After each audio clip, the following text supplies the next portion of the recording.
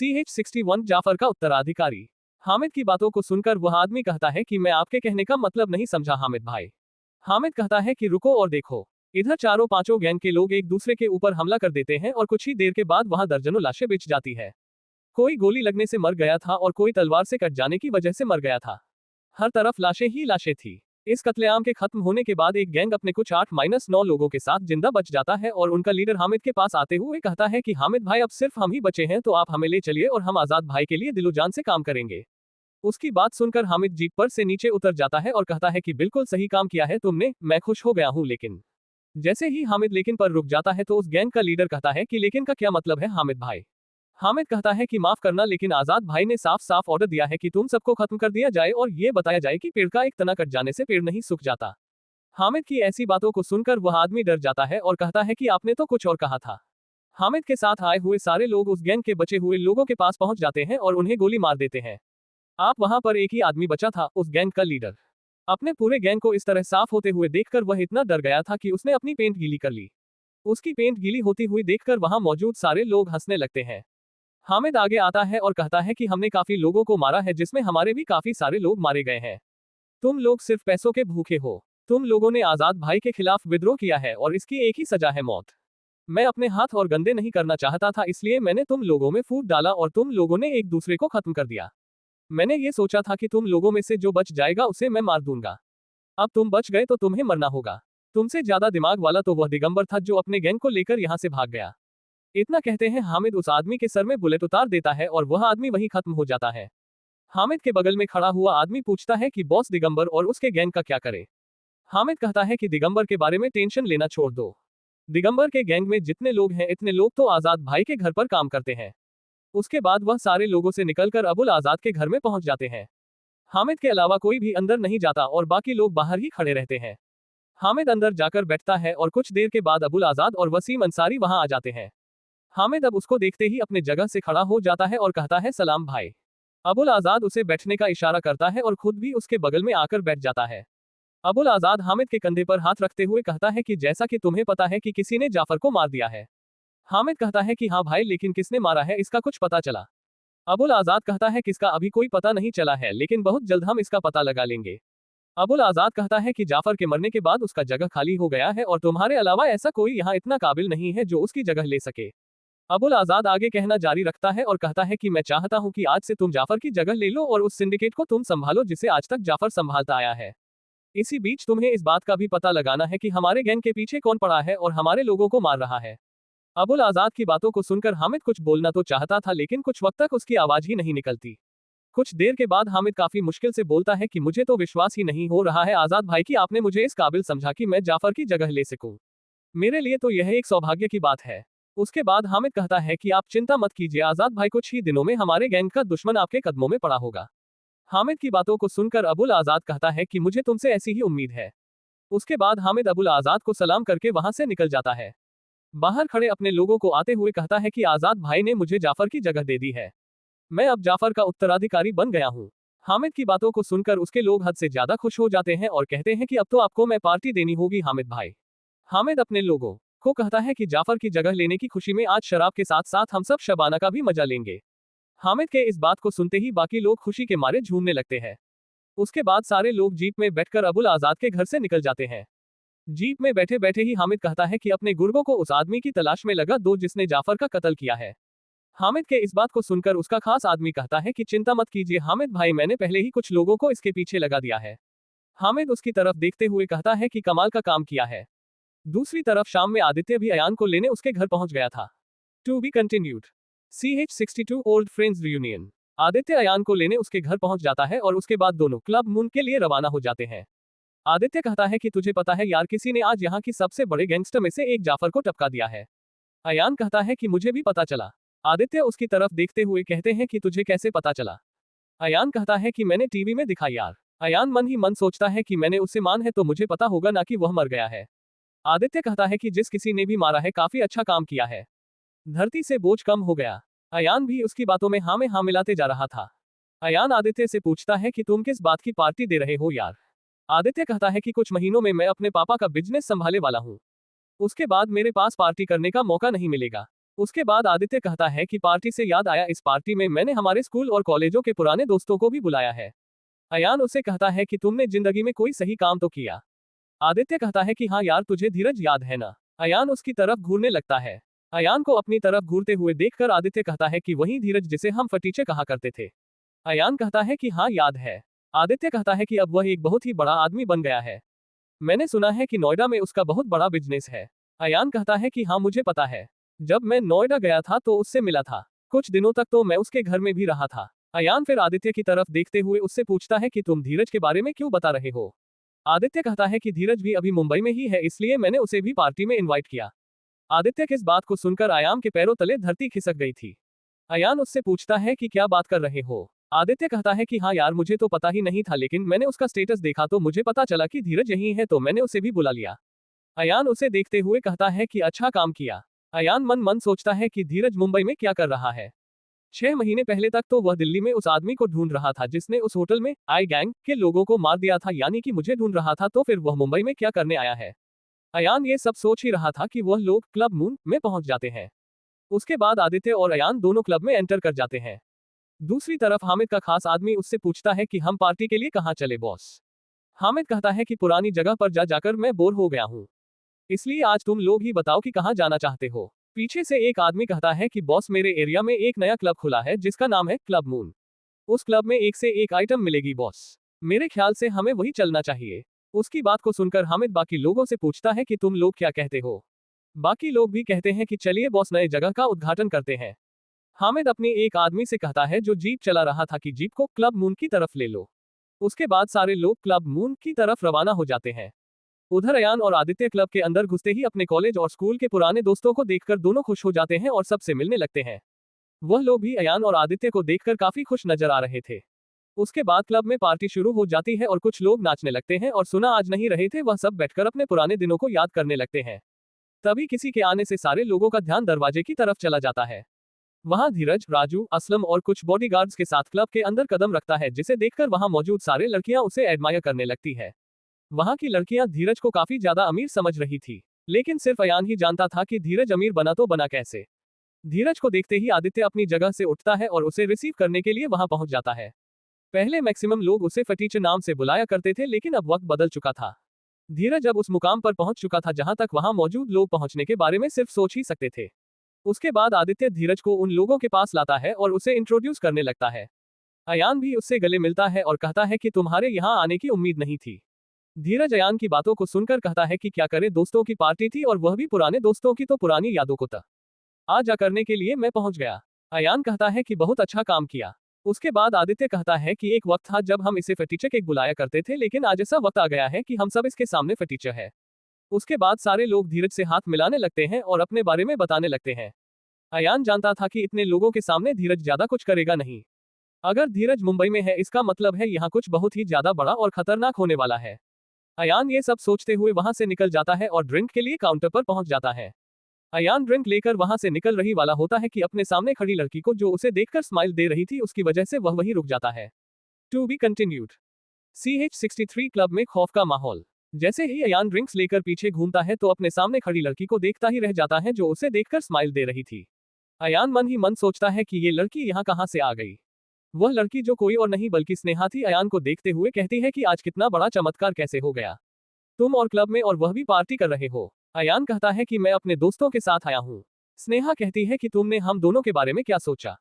अयान कहता है कि हमारे बीच कुछ नहीं हो सकता। अयान की बातों को सुनकर स्नेहा कुछ बोलने ही वाली थी कि उसे पीछे से कुछ लोग आवाज देने लगते हैं। अयान कहता है कि जाओ, तुम्हारे दोस्त तुम्हें बुला रहे हैं।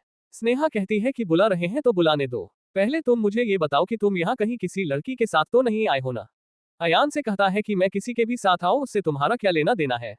स्नेहा कहती है कि तुम किसी के भी साथ आओ या जाओ, उससे मेरा कोई लेना देना नहीं है, लेकिन अगर मेरे अलावा किसी लड़की के साथ दिखे तो मैं तुम्हें जान से मार दूंगी। अयान मन ही मन अपने आप से कहता है कि इस पागल लड़की से बहस करना बेकार है, यह मेरा पूरा का पूरा भेजा फ्राई कर देगी। बयान डिसाइड करता है कि वह उसे सब बता देगा। अयान उसे एक टेबल की तरफ इशारा करते हुए कहता है कि वहां है मेरे दोस्त और तुम अपना काम करो, मुझे भी अपना काम करने दो। स्नेहा उस टेबल की तरफ देखते हुए कहती है कि मुझे दुआ पर लड़के कम और लड़कियां ज्यादा दिख रही है। अयान उसके बेतुके सवाल पर कहता है कि वह सारे लोग मेरे स्कूल और कॉलेज की फ्रेंड्स है और उनसे तुम्हारा कोई लेना देना नहीं होना चाहिए। इतना कहने के बाद बयान ड्रिंक्स लेकर वहां से निकल जाता है और अपने दोस्तों के साथ बैठ जाता है और गप्पे हाँकने लगता है। स्नेहा भी अपने दोस्तों के पास चली जाती है और पार्टी एंजॉय करने लगती है। अयान उसके दोस्त अपने पुराने दिनों को याद कर रहे थे और उनका हॉट टॉपिक धीरज था। सारे लोग धीरज से पूछ रहे थे कि उसने इतनी कम उम्र में ये सब कैसे हासिल किया। वहां मौजूद सारे लोग धीरज की तारीफों के पुल बांध रहे थे और कह रहे थे कि जिसे हम फटीचर कहा करते थे आज हम उसके सामने फटीचर लग रहे हैं।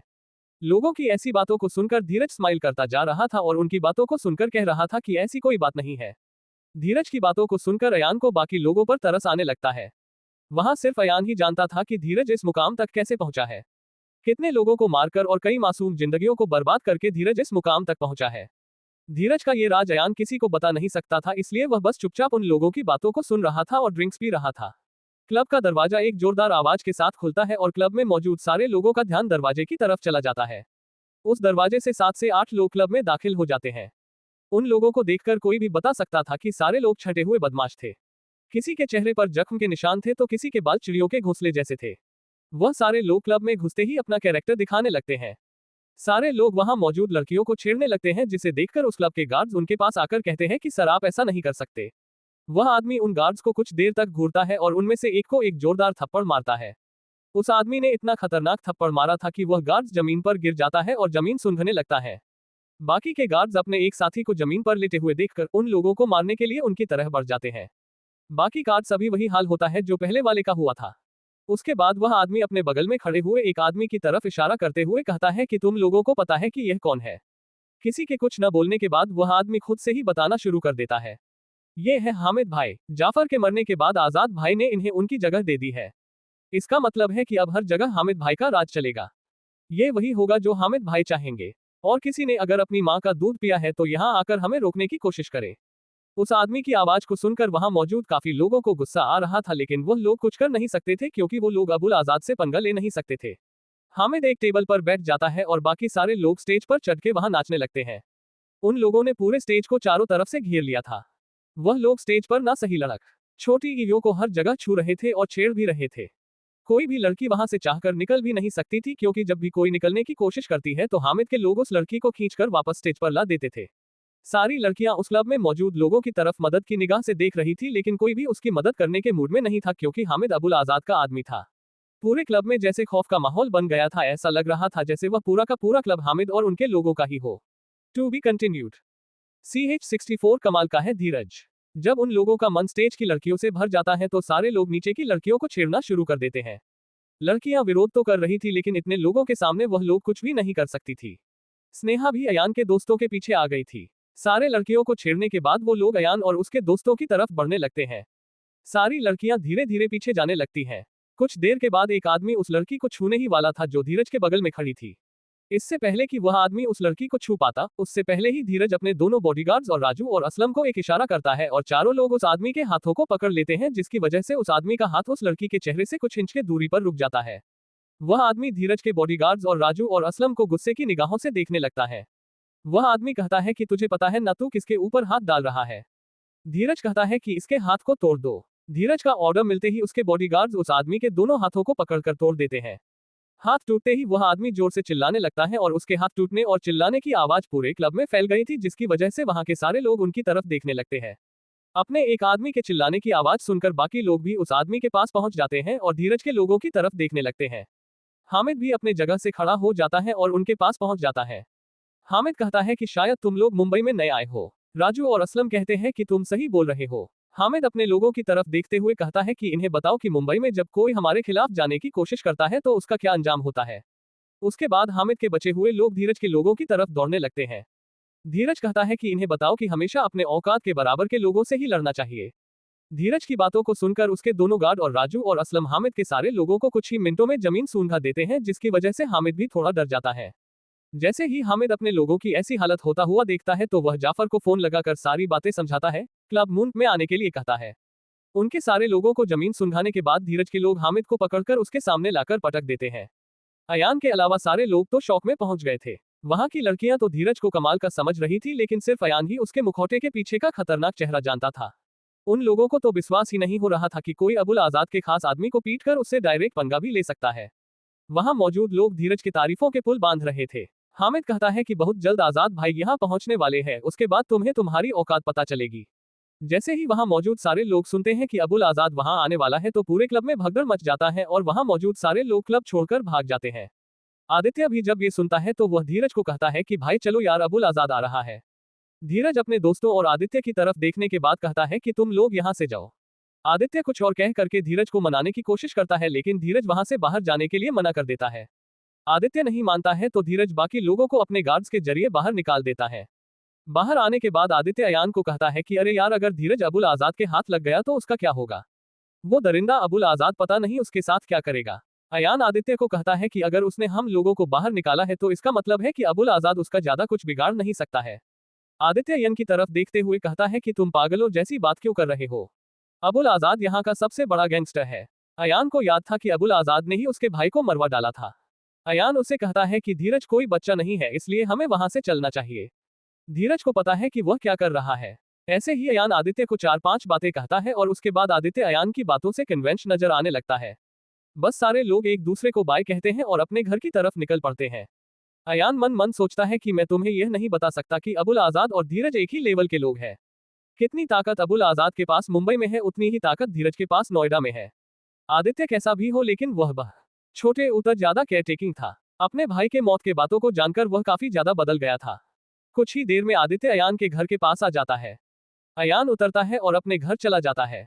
क्योंकि लगभग रात हो चुकी थी, इसलिए अयान डिसाइड करता है कि आज वह उस डायरी को पढ़कर यह पता लगाएगा कि आखिर उस डायरी में है क्या और वह डायरी है किसकी। दूसरी तरफ कुछ ही देर के क्लब मून में अबुल आजाद, वसीम अंसारी और कुछ ताकतवर लोगों के साथ पहुंच जाता है। अबुल आजाद अंदर जाते ही चिल्लाता है कि ऐसा कौन पैदा हो गया इस मुंबई में जिसने अबुल आजाद को उसके पास आने के लिए मजबूर कर दिया। पहले वहां हामिद को देखता है जो घुटनों पर बैठा हुआ था। उसके बाद अबुल आजाद उस आदमी को देखता है जिसके सामने हामिद घुटनों पर बैठा हुआ था। उस आदमी को देखते ही अबुल आजाद अपने टोन को काबू में लाता है और कहता है कि आप यहाँ क्या कर रहे हैं। इतना सुनते ही पहले तो हामिद और उसके बाद अबुल आजाद के साथ है लोग शौक के मारी फ्रीज हो जाते हैं। उन्हें तो यकीन ही नहीं हो रहा था कि अबुल आजाद किसी को आप कहकर भी बुला सकता है। To be continued. CH65I gang के 10 पिलर। जिस टोन में अबुल आजाद धीरज से बात कर रहा था उसे देखकर वहां मौजूद सारे लोग शौक के मारे फ्रीज हो गए थे। अबुल आजाद कहता है कि अगर आपने फोन किया होता तो मैं आपके पास आ जाता। अबुल आजाद का ये बम पिछले वाले से ज्यादा खतरनाक तरीके से फुटफटा था। अबुल आजाद के लोग ये सोचकर दंग हो रहे थे कि जिसके नाम से अच्छे अच्छों का फट जाता था वह आज एक कम उम्र के लड़के से ऐसे बात कर रहा है जैसे वह उसका बॉस हो। अबुल आजाद की बात को सुनकर धीरज कहता है कि तुम्हारे कुछ नहीं करने की वजह से बॉस काफी ज्यादा गुस्सा हो रहे हैं। अगर तुम अपने काम में ऐसी लापरवाही या बरतते रहोगे तो मजबूरन तुम्हारा पोजीशन और पावर हमें किसी और को देना होगा। अबुल आजाद धीरज के सामने आता है और उसके घुटनों में बैठ जाता है और कहता है कि ऐसा मत कीजिए। सबसे ज्यादा शौक में तो इस वक्त हामिद था। उसने अबुल आजाद को इसलिए बुलाया था ताकि धीरज और उनके लोग उसके पैरों में गिरकर माफी मांगे, लेकिन यहाँ तो अबुल आजाद ही धीरज के पैरों में गिर गया था। उसकी बातों को सुनकर धीरज कहता है कि अब तक तुम उस अनट्रेसेबल हैकिंग डिवाइस का पता ही नहीं लगा पाए। धीरज की बातों को सुनकर अबुल आजाद कहता है कि और डिवाइस तो दिल्ली में चोरी हुआ था तो वह यहाँ कैसे हो सकता है। धीरज कहता है कि हमें पता चला है कि मुंबई में इसका इस्तेमाल किया गया है। अबुल आजाद कहता है कि मैं बहुत जल्द इसका पता लगा लूंगा। धीरज कहता है कि अब तक तुम क्या कर रहे थे। अबुल आजाद कहता है कि किसी ने मेरे सबसे खास आदमी जाफर को जान से मार डाला है। अबुल आजाद की बातों को सुनकर धीरज कहता है कि इसमें इतना सोचने की क्या जरूरत है। जिस फील्ड में तुम लोग उतरे हो उसमें तो आए दिन ऐसे किस्से होते रहते हैं। धीरज की बातों को सुनकर अबुल आजाद कहता है कि कोई हमारे गैंग को टारगेट कर रहा है और हमसे जुड़े हुए एक एक लोगों को जान से मारता जा रहा है। इसी वजह से मैं उस डिवाइस का पता नहीं लगा पाया। धीरज कहता है कि तुम इतने यकीन के साथ कैसे कह रहे हो कि कोई तुम्हारे गैंग को टारगेट कर रहा है। उसके बाद अबुल आजाद उसे बताने लगता है कि कैसे 1 साल पहले किसी ने उत्कर्ष श्रीवास्तव को बहुत ही ज्यादा बेरहमी से मार दिया था। उसके 6 महीने बाद जमाल और उसके लोगों को मार दिया। कुछ दिनों पहले जाफर और उसके लोगों को जंगल में दिन दहाड़े मार दिया। अगर ऐसे ही चलता रहा तो कुछ सालों में हमारे गैंग को साफ कर देगा। धीरज कहता है कि तुम इन सब चीजों को छोड़ दो और सिर्फ उस डिवाइस पर ध्यान दो। तुम्हारी गैंग के लोगों को किसने मारा है इसका पता हम लगा लेंगे। धीरे उसके बाद उठता है और वहां से निकल जाता है। धीरज के जाने के बाद अबुल आजाद एक चैन की सांस लेता है और हामिद को देखने लगता है। अबुल आजाद उठता है और हामिद को एक जोरदार थप्पड़ मारता है जिसकी वजह से वह नीचे गिर जाता है। उसके मुंह से खून आने लगता है। अबुल आजाद कहता है कि तुझे पता नहीं है क्या कि किससे पंगा लेना है और किससे नहीं पंगा लेना है। हामिद इतना शौक में था कि कुछ बोल ही नहीं पा रहा था। वसीम अंसारी को भी विश्वास नहीं हो रहा था कि अबुल आजाद किसी के पैरों में भी गिर सकता है। वसीम उसके पास आता है और कहता है कि यह कौन था। आज पहली बार मैंने तुम्हें किसी के सामने झुकते हुए देखा है। अबुल आजाद कहता है कि यह आई गैंग का एक पिलर है जिस पर आई गैंग टिका हुआ है। वसीम ये सुनने के बाद शौक हो जाता है और कहता है कि यह कम उम्र का लड़का आई गैंग के 10 पिलरों में से एक है। अबुल आजाद उसके बातों में हामी भरता है और वहां से निकल जाता है। अगर अभी इस वक्त अयान यहाँ पर मौजूद होता तो उसे भी उतना ही बड़ा झटका लगता जितना अबुल आजाद के लोगों को लगा था। अयान तो बस यही जानता था कि धीरज का लेवल अबुल आजाद के बराबर ही है, लेकिन असलियत में अबुल आजाद धीरज के सामने एक छोटा सा कीड़ा था जिससे वह जब चाहे तब मसल सकता था। अगर धीरज चाहता रातों रात मुंबई के अंडरवर्ल्ड में तख्ता पलट हो सकता था। इन सब बातों से अनजान अयान फ्रेश होकर अब उस डायरी को पढ़ने वाला था जिसे जाफर का पता चलने की वजह से पढ़ नहीं पाया था। अयान उसे पढ़ने बैठा ही था कि उसके फोन पर किसी का फोन आने लगता है। अयान को अब लिटरली हद से ज्यादा गुस्सा आ रहा था, क्योंकि जब भी वह इस डायरी को पढ़ने के लिए बैठता था तब कुछ न कुछ हो ही जाता था, जिसकी वजह से अयान इस डायरी को पढ़ नहीं पाता था। अयान देखता है कि उसे किसने फोन किया है तो वह फोन उसके बॉस अर्जुन राव का निकलता है। अयान अपने आप से कहता है कि यह मुझे ऑफिस में भी परेशान करता है और उससे मन नहीं भरता तो फोन पर भी परेशान करता है। फिर अयान अपने आप का वो कहता है कि इसने मुझे 1 हफ्ते की छुट्टी दी है तो मुझे भी फोन उठाना चाहिए। इतना सोचने के बाद अर्जुन राव का कॉल उठा लेता है और कहता है कि बोलिए सर। अर्जुन राव कहता है कि तुम्हारे लिए एक खुशखबरी है। अयान पूछता है कि अब कौन सी नई खुशखबरी है।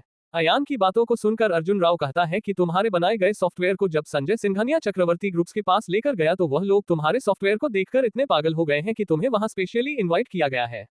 अयान कहता है कि किसने इनवाइट किया है। अर्जुन राव कहता है कि चक्रवर्ती ग्रुप्स के चेयरमैन विवेक चक्रवर्ती ने। पहले तो अयान नहीं जाना चाहता था, लेकिन जब उसे याद आता है कि उसकी मां का उस कंपनी और परिवार से कोई लेना देना है तो अयान अर्जुन राव से कहता है कि मैं आपको कल सुबह तक बता दूंगा। उसके बाद अयान फोन काट देता है और उस डायरी को पढ़ने लगता है। To be continued. CH66 diary का रहस्य। अर्जुन राव का फोन काटने के बाद अयान उस डायरी को पढ़ने लगता है। उस डायरी को खोलते ही अयान को एक नाम दिखता है। वह नाम था पूर्णिमा चक्रवर्ती। अयान के मां का नाम भी पूर्णिमा ही था। अयान समझ गया था कि यह डायरी हो ना हो उसकी मां की ही डायरी है। अयान बस उस नाम के आगे लगा हुआ सरनेम को देखकर थोड़ा कंफ्यूज जरूर हो गया था। उसकी मां का नाम पूर्णिमा रहेजा था, लेकिन इस डायरी में नाम पूर्णिमा चक्रवर्ती लिखा हुआ था। कुछ देर तक अयान सोचता है और फिर इस कंक्लूजन पर पहुंचता है कि शायद उसकी मां ने शादी के बाद अपना सरनेम बदल लिया होगा। इतने सालों तक अयान को यह पता नहीं चल पाया कि उसकी मां का संबंध चक्रवर्ती खानदान से है। इतने सालों में अयान अपने किसी भी रिश्तेदार से नहीं मिला था। अयान की फैमिली बस उसके पिता और चाचा तक ही सीमित थी। एक आध बार अयान ने अपने पिता से पूछने की कोशिश की थी कि उसके परिवार के बाकी लोग कहाँ हैं, जैसे कि दादा, नाना आदि। उसके पिता ने हर बार इस बात को ये कहकर टाल दिया था कि उसका परिवार उसके और चाचा तक ही सीमित है। चूंकि अयान ने आज तक कभी भी अपने घर में किसी रिश्तेदार को आते नहीं देखा था। जो लोग भी उसके घर में आते थे वह उसके पिता के बिजनेस से ही जुड़े हुए होते थे। चूंकि अयान हमेशा से यही सुनता आया था कि उसका परिवार उसके पिता और चाचा तक ही सीमित है, इसलिए उसके जेहन में कभी यह ख्याल नहीं आया कि उसका और भी कोई परिवार हो सकता है। लेकिन आज सिर्फ अपने मां का पुराना सरनेम देखकर अयान को यह भरोसा हो गया था कि हो ना हो उसका कहीं ना कहीं एक बहुत ही बड़ा परिवार है। हरियाणा सोच कंफ्यूज हो रहा था कि अगर हमारा एक बड़ा परिवार है तो मेरे माता पिता कभी उनसे मिलने क्यों नहीं जाते थे। अयान अपने जेहन से इन सब सवालों को निकाल देता है और डायरी पढ़ने पर फोकस करने लगता है। अयान ने सोचा था कि जब सिर्फ नाम पढ़ने से उसके जेहन में इतने सारे सवाल आ गए तो इस डायरी को आगे पढ़ने से क्या उसके सवालों के जवाब मिलेंगे या और सवाल बढ़ेंगे। अयान ये सब सोचते हुए उस डायरी को आगे पढ़ना शुरू करता है। मेरा नाम पूर्णिमा चक्रवर्ती है। मैं अपने पापा की परी हूँ। मेरे पापा यानी विवेक चक्रवर्ती मुझे काफी ज्यादा लकी मानते हैं, क्योंकि जब मैं पैदा हुई तब उनके बिजनेस में मुनाफा होना शुरू हुआ और वह मुनाफा बढ़ता ही चला गया। कुछ सालों के बाद चक्रवर्ती ग्रुप्स भारत के सबसे बड़े बिजनेस ग्रुप में से एक बन गया। मेरे पिता मुझसे इतना प्यार करते थे कि मैं उनसे जो मांगती थी वह मुझे लाकर दे देते थे। ऐसे ही वक्त बीतता चला गया और मैं कॉलेज में पहुंच गई। वक्त गुजरता गया और एक दिन मेरी मुलाकात एक लड़के से हुई जिसका नाम अजय मित्तल था। मेरी उससे दोस्ती हुई और वह दोस्ती धीरे धीरे प्यार में बदल गया। एक दिन मुझे पता चला कि अजय मित्तल मेरे पिता के सबसे बड़े दुश्मन मित्तल खानदान का इकलौता वारिस है। अगर मेरे पापा को बिजनेस में कोई टक्कर दे सकता था तो वह मित्तल खानदान ही था। जब हमारे प्यार के बारे में हमारे परिवार वालों को पता चला तब वह लोग हमारे खिलाफ हो गए। मेरे पापा जो मेरी हर जिद को पूरा करते थे वह भी मेरे खिलाफ हो गए। इसका इतना बुरा असर हुआ कि दोनों परिवारों के बीच में दुश्मनी और बढ़ती चली गई और वह दुश्मनी अब लड़ाई में बदल चुकी थी। दोनों फैमिली ने एक दूसरे के ऊपर हमला करना शुरू कर दिया। मेरे पिताजी का ऐसा मानना था कि अजय मित्तल ने मुझे इसलिए फंसाया है ताकि मेरे मदद से वह मेरे पिता के बिजनेस को गिरा सके। अजय के भी परिवार वालों का यही मानना था कि मैंने अजय को फंसाया है ताकि उसकी मदद से मैं उनके बिजनेस को गिरा सकूं। इन दोनों के इस सोच की वजह से ये दुश्मनी अब खूनी लड़ाई में बदल चुकी थी। दोनों फैमिली ने एक दूसरे के ऊपर हमले करने शुरू कर दिए। इसकी वजह से मैंने अपनी मां को खो दिया। इसका बदला निकालने के लिए जब मेरी फैमिली वालों ने मित्तल खानदान के ऊपर हमला किया तो उसमें अजय ने अपनी बहन को खो दिया। अब हम दोनों भी यही सोचे लगे थे कि सामने वालों ने हमें फंसाया है। इसका यह मतलब हुआ कि मुझे और अजय दोनों को एक दूसरे से नफरत हो गई। उसके बाद हम दोनों ने एक दूसरे से मिलना और बात करना बंद कर दिया। इसका ये सर बाकी एक दूसरे के फैमिली के ऊपर हमारे हमारे तेज होते गए, जिसकी वजह से कई लोग जो हमारे परिवार से जुड़े हुए थे वह लोग मारे जाने लगे। इसका असर हमारे बिजनेस पर भी हुआ, जिसके वजह से हमारे शेयर्स गिर गए और हम काफी नीचे आ गए, लेकिन इतने नीचे आने के बावजूद ऐसा कोई नहीं था जो हम दोनों परिवारों को टक्कर दे सकता था। बिजनेस को ऐसा घातक नुकसान होता हुआ देखकर हम दोनों परिवारों ने समझौते के लिए एक छोटी ई ग रखी। मीटिंग से पहले ही कुछ ऐसा हो गया जिसके बारे में दोनों परिवार ने सपने में भी नहीं सोचा था। उस वक्त अंडरवर्ल्ड में भी एक बहुत बड़ा जंग चल रहा था। दो बड़े बड़े गैंग आपस में लड़ रहे थे ये डिसाइड करने के लिए कि अब अंडरवर्ल्ड पर हुकूमत किसकी होगी। उन दोनों गैंग ने हम दोनों परिवारों से मदद मांगी थी, लेकिन खुद की कंडीशन ठीक ना होने की वजह से हम लोगों ने मदद करने से इनकार कर दिया। दोनों गैंगों के बीच लड़ाइयां बढ़ती चली गई और कुछ महीनों के बाद आखिरकार जंग खत्म हो गया और अंडरवर्ल्ड पर एक नया गैंग आया जिसका नाम था आई गैंग। अयान तुझे देखते ही शौक के मारे फ्रीज हो गया था। अयान के मुताबिक तो आई गैंग कुछ ही सालों से पावर में थी, लेकिन इस डायरी के हिसाब से तो आई गैंग लगभग 25 साल पहले भी मौजूद था। अयान फिर से ये सब सोचना बंद कर देता है और डायरी को आगे पढ़ने लगता है। To be continued.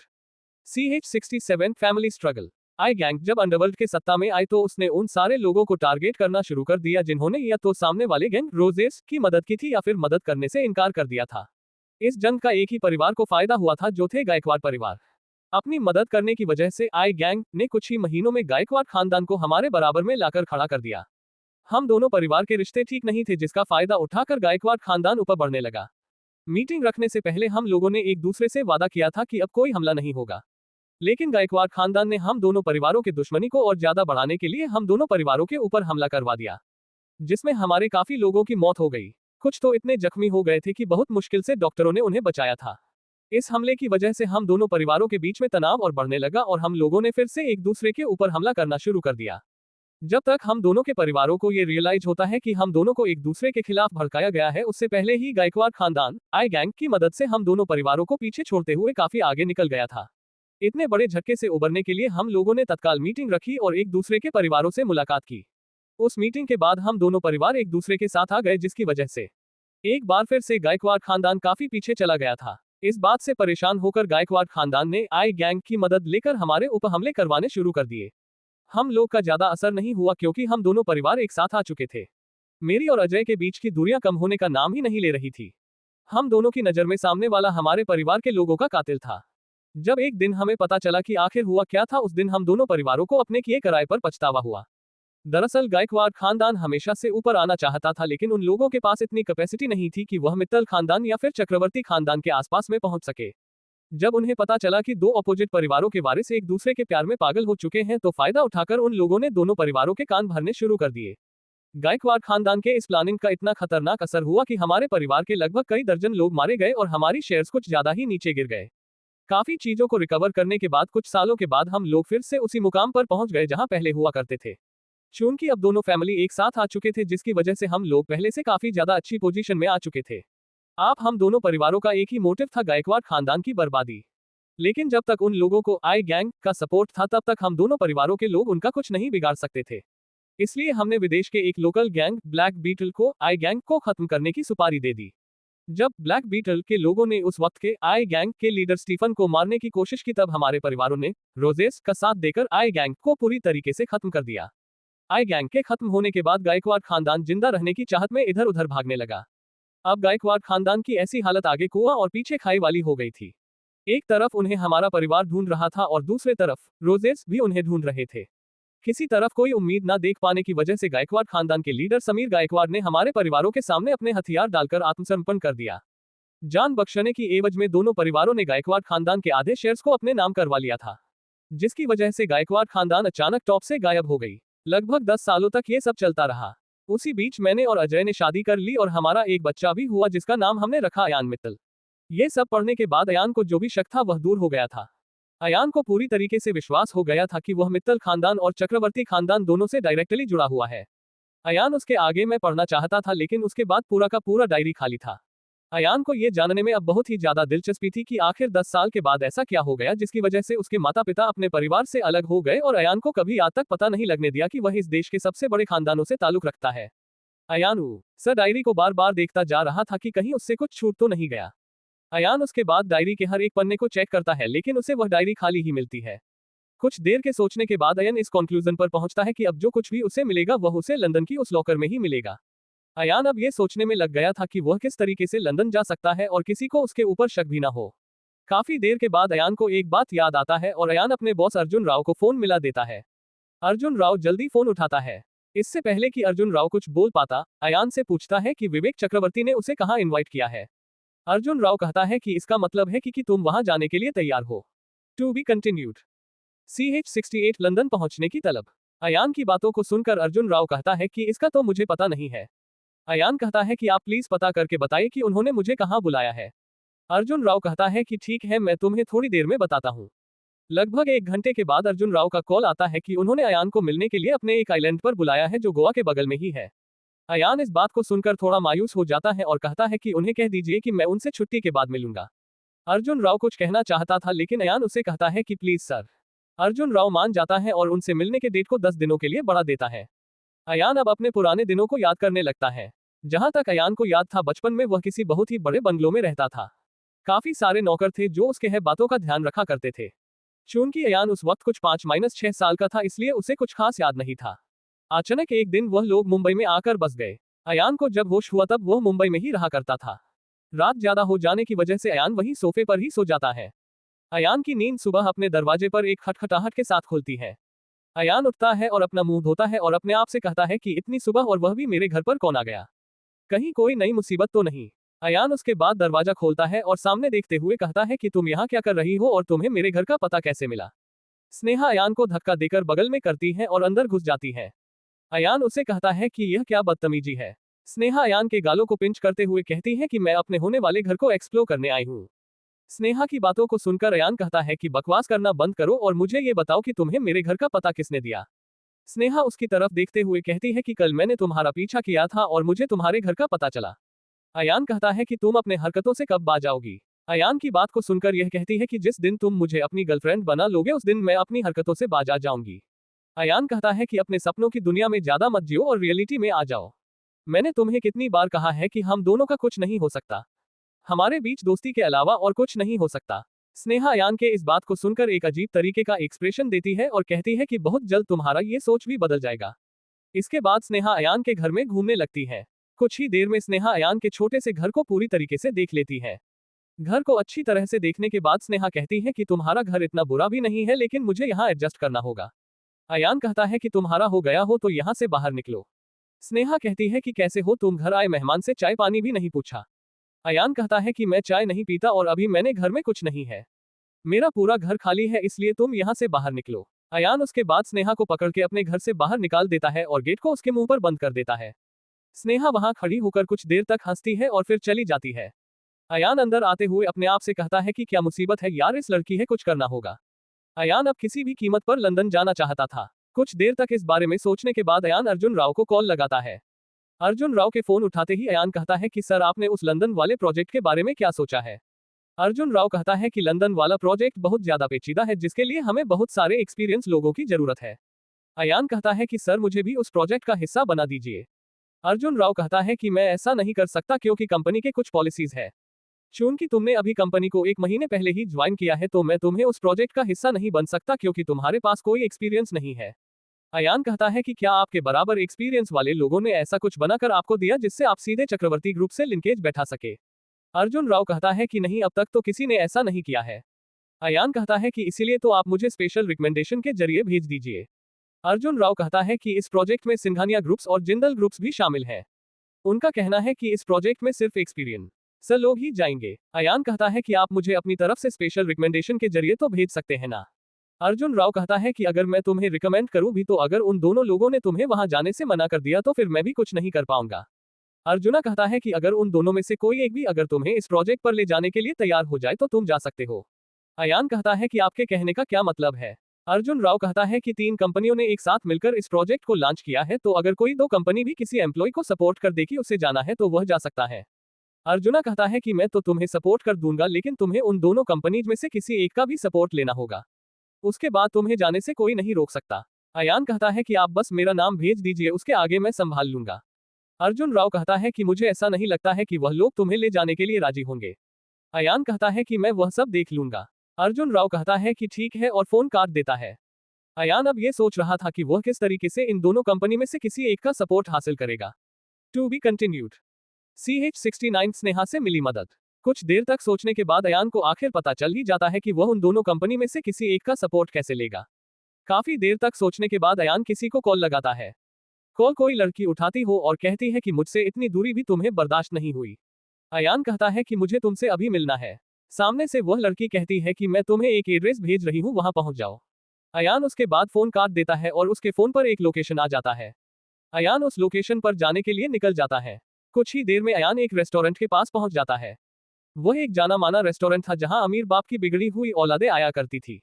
उस रेस्टोरेंट का नाम इसलिए नहीं था कि वह काफी अच्छा रेस्टोरेंट था, बल्कि उसका नाम इसलिए था क्योंकि वह काफी ज्यादा बदनाम हो चुका था। अयान जैसे ही उस इस रेस्टोरेंट के अंदर घुसने वाला होता है तो उसका गार्ड उसे रोक देता है और कहता है कि तुम्हारे जैसे फटीचर लोगों के लिए कोई जगह नहीं है। अयान इस गार्ड को कहता है कि मेरी दोस्त अंदर बैठी हुई है, मुझे उससे मिलने जाना है। वह गार्ड कहता है कि यहाँ पर अमीर लोग आते हैं और मुझे ऐसा नहीं लगता कि तुम्हारा कोई दोस्त यहाँ होगा। अयान उससे बहस करने के मूड में नहीं था, इसलिए अयान उसे कहता है कि अगर तुम्हें कोई शक है तो चलो मेरे साथ अंदर। वह गार्डन की बातों को सुनकर राजी हो जाता है और अयान के साथ अंदर जाने लगता है। अंदर जाते ही अयान एक टेबल के पास जाकर रुक जाता है जहां एक खूबसूरत लड़की खा रही होती है।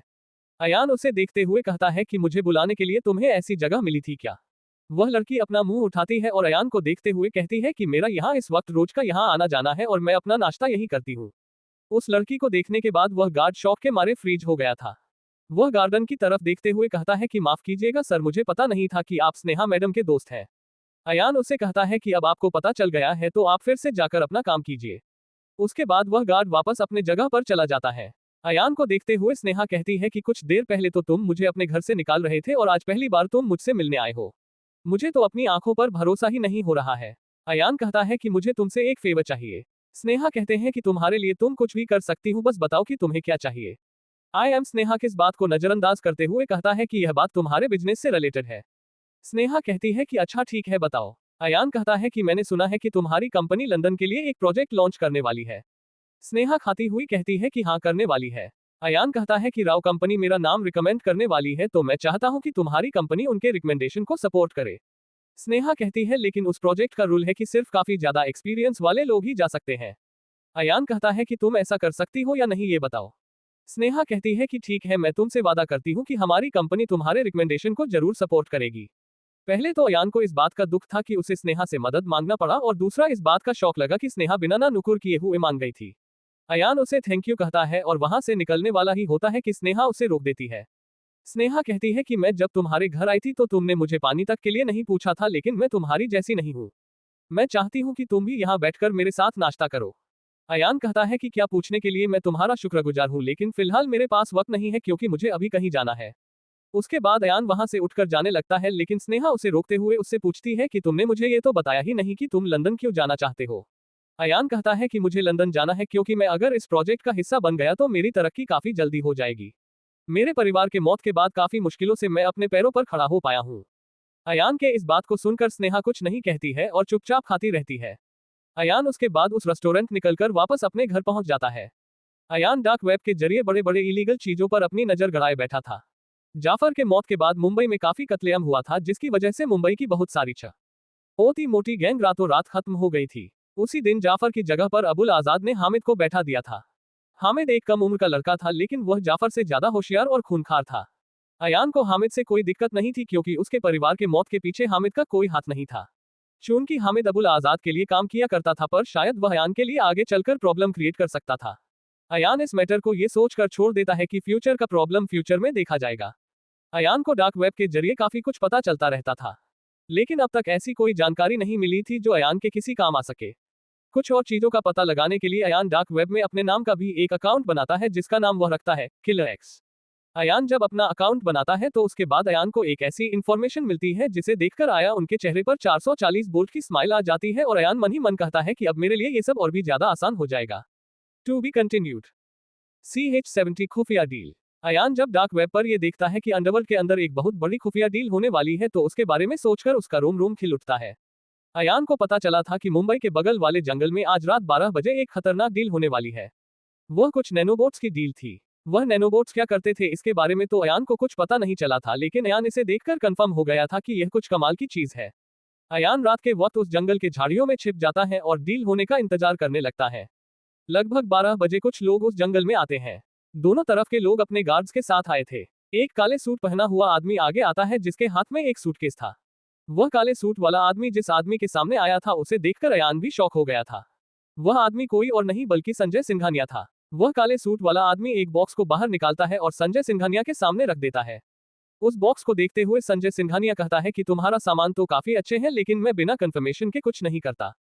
वह आदमी उसमें से एक काफी छोटी चीज निकालकर संजय सिंघानिया को दिखाने लगता है। उस चीज को देखकर संजय सिंघानिया हंसते हुए कहता है कि यह तो एक मच्छर है।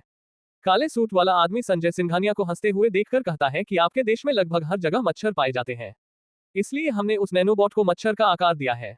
अगर कोई इसे देख भी लेगा फिर भी उसे इस बात पर कोई शक नहीं होगा कि कोई उस पर नजर रखे हुए है। वह आदमी और आगे बताते हुए कहता है कि यह मच्छर कोई आम मच्छर नहीं है। यह एक ऐसे मेटल से बना हुआ है जो काफी ठंड या काफी गर्मी में भी खराब नहीं होता, इसलिए यह नैनोबॉट किसी भी मौसम में काम करना बंद नहीं करेगा। उसके बाद वह आदमी संजय सिंघानिया को उस मच्छर की तरफ दिखाते हुए कहता है कि इस मच्छर की जो आंखें हैं वह आंखें नहीं बल्कि नैनो कैमरा है। इसके अंदर काफी जगह भी है। अगर आप किसी बहुत ही बड़े आदमी को जहर देकर मारना चाहते हैं तो आप इस मच्छर के पेट को खोलकर उसमें जहर भरकर आसानी से आप उसे जान से मार सकते हैं। इस बातों को सुनकर संजय सिंघानिया शौक के साथ साथ खुश भी हो गया था। सिंघानिया कहता है कि इसमें कोई डिफेक्ट तो जरूर होगा, क्योंकि आज तक दुनिया में जितनी भी मशीनें बनी है वो परफेक्ट नहीं हुई है। वह आदमी हंसते हुए कहता है कि इस मच्छर के अंदर कुछ कमियां हैं। संजय सिंघानिया कहता है कि कौन सी कमियां?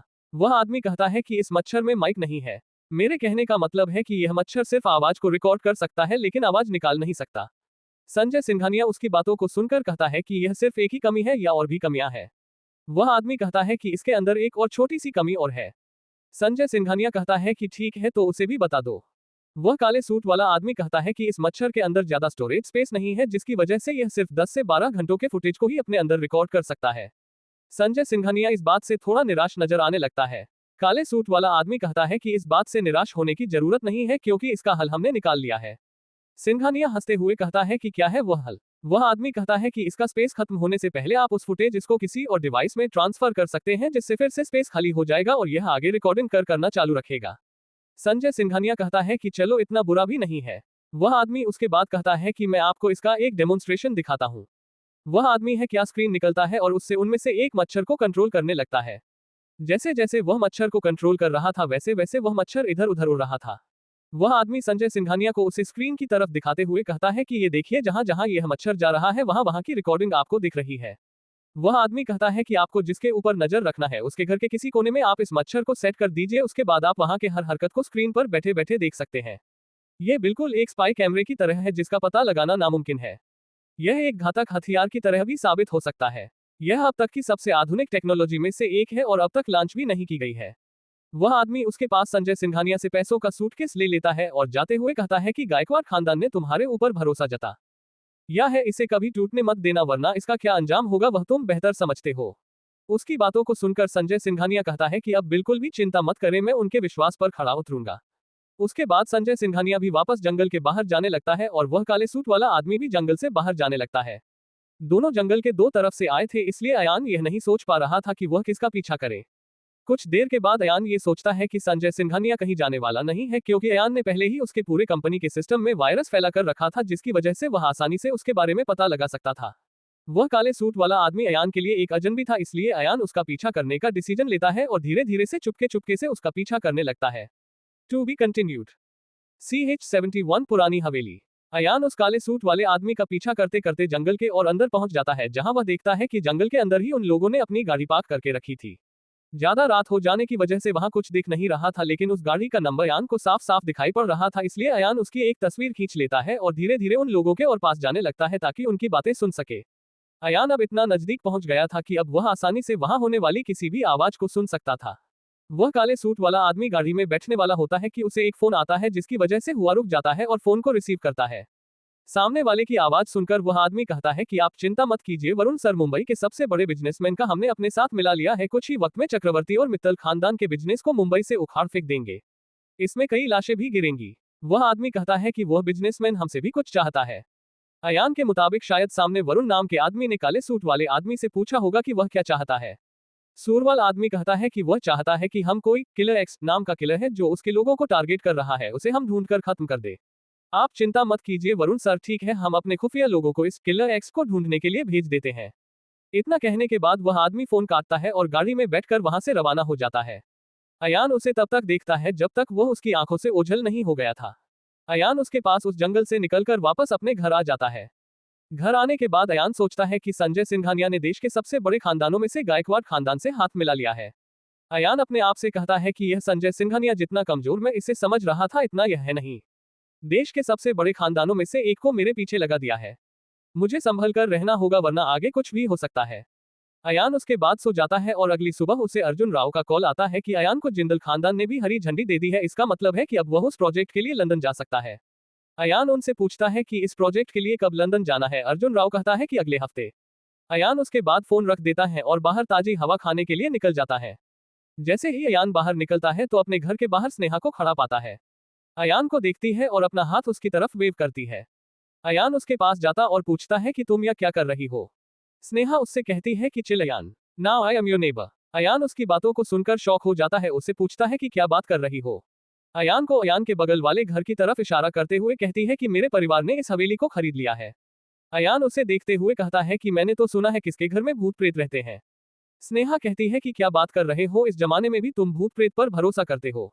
अयान कहता है कि मैं भरोसा नहीं करता, लेकिन मैंने आसपास के लोगों से कई बार सुना है कि इस पुरानी हवेली में भूत प्रेत का वास है।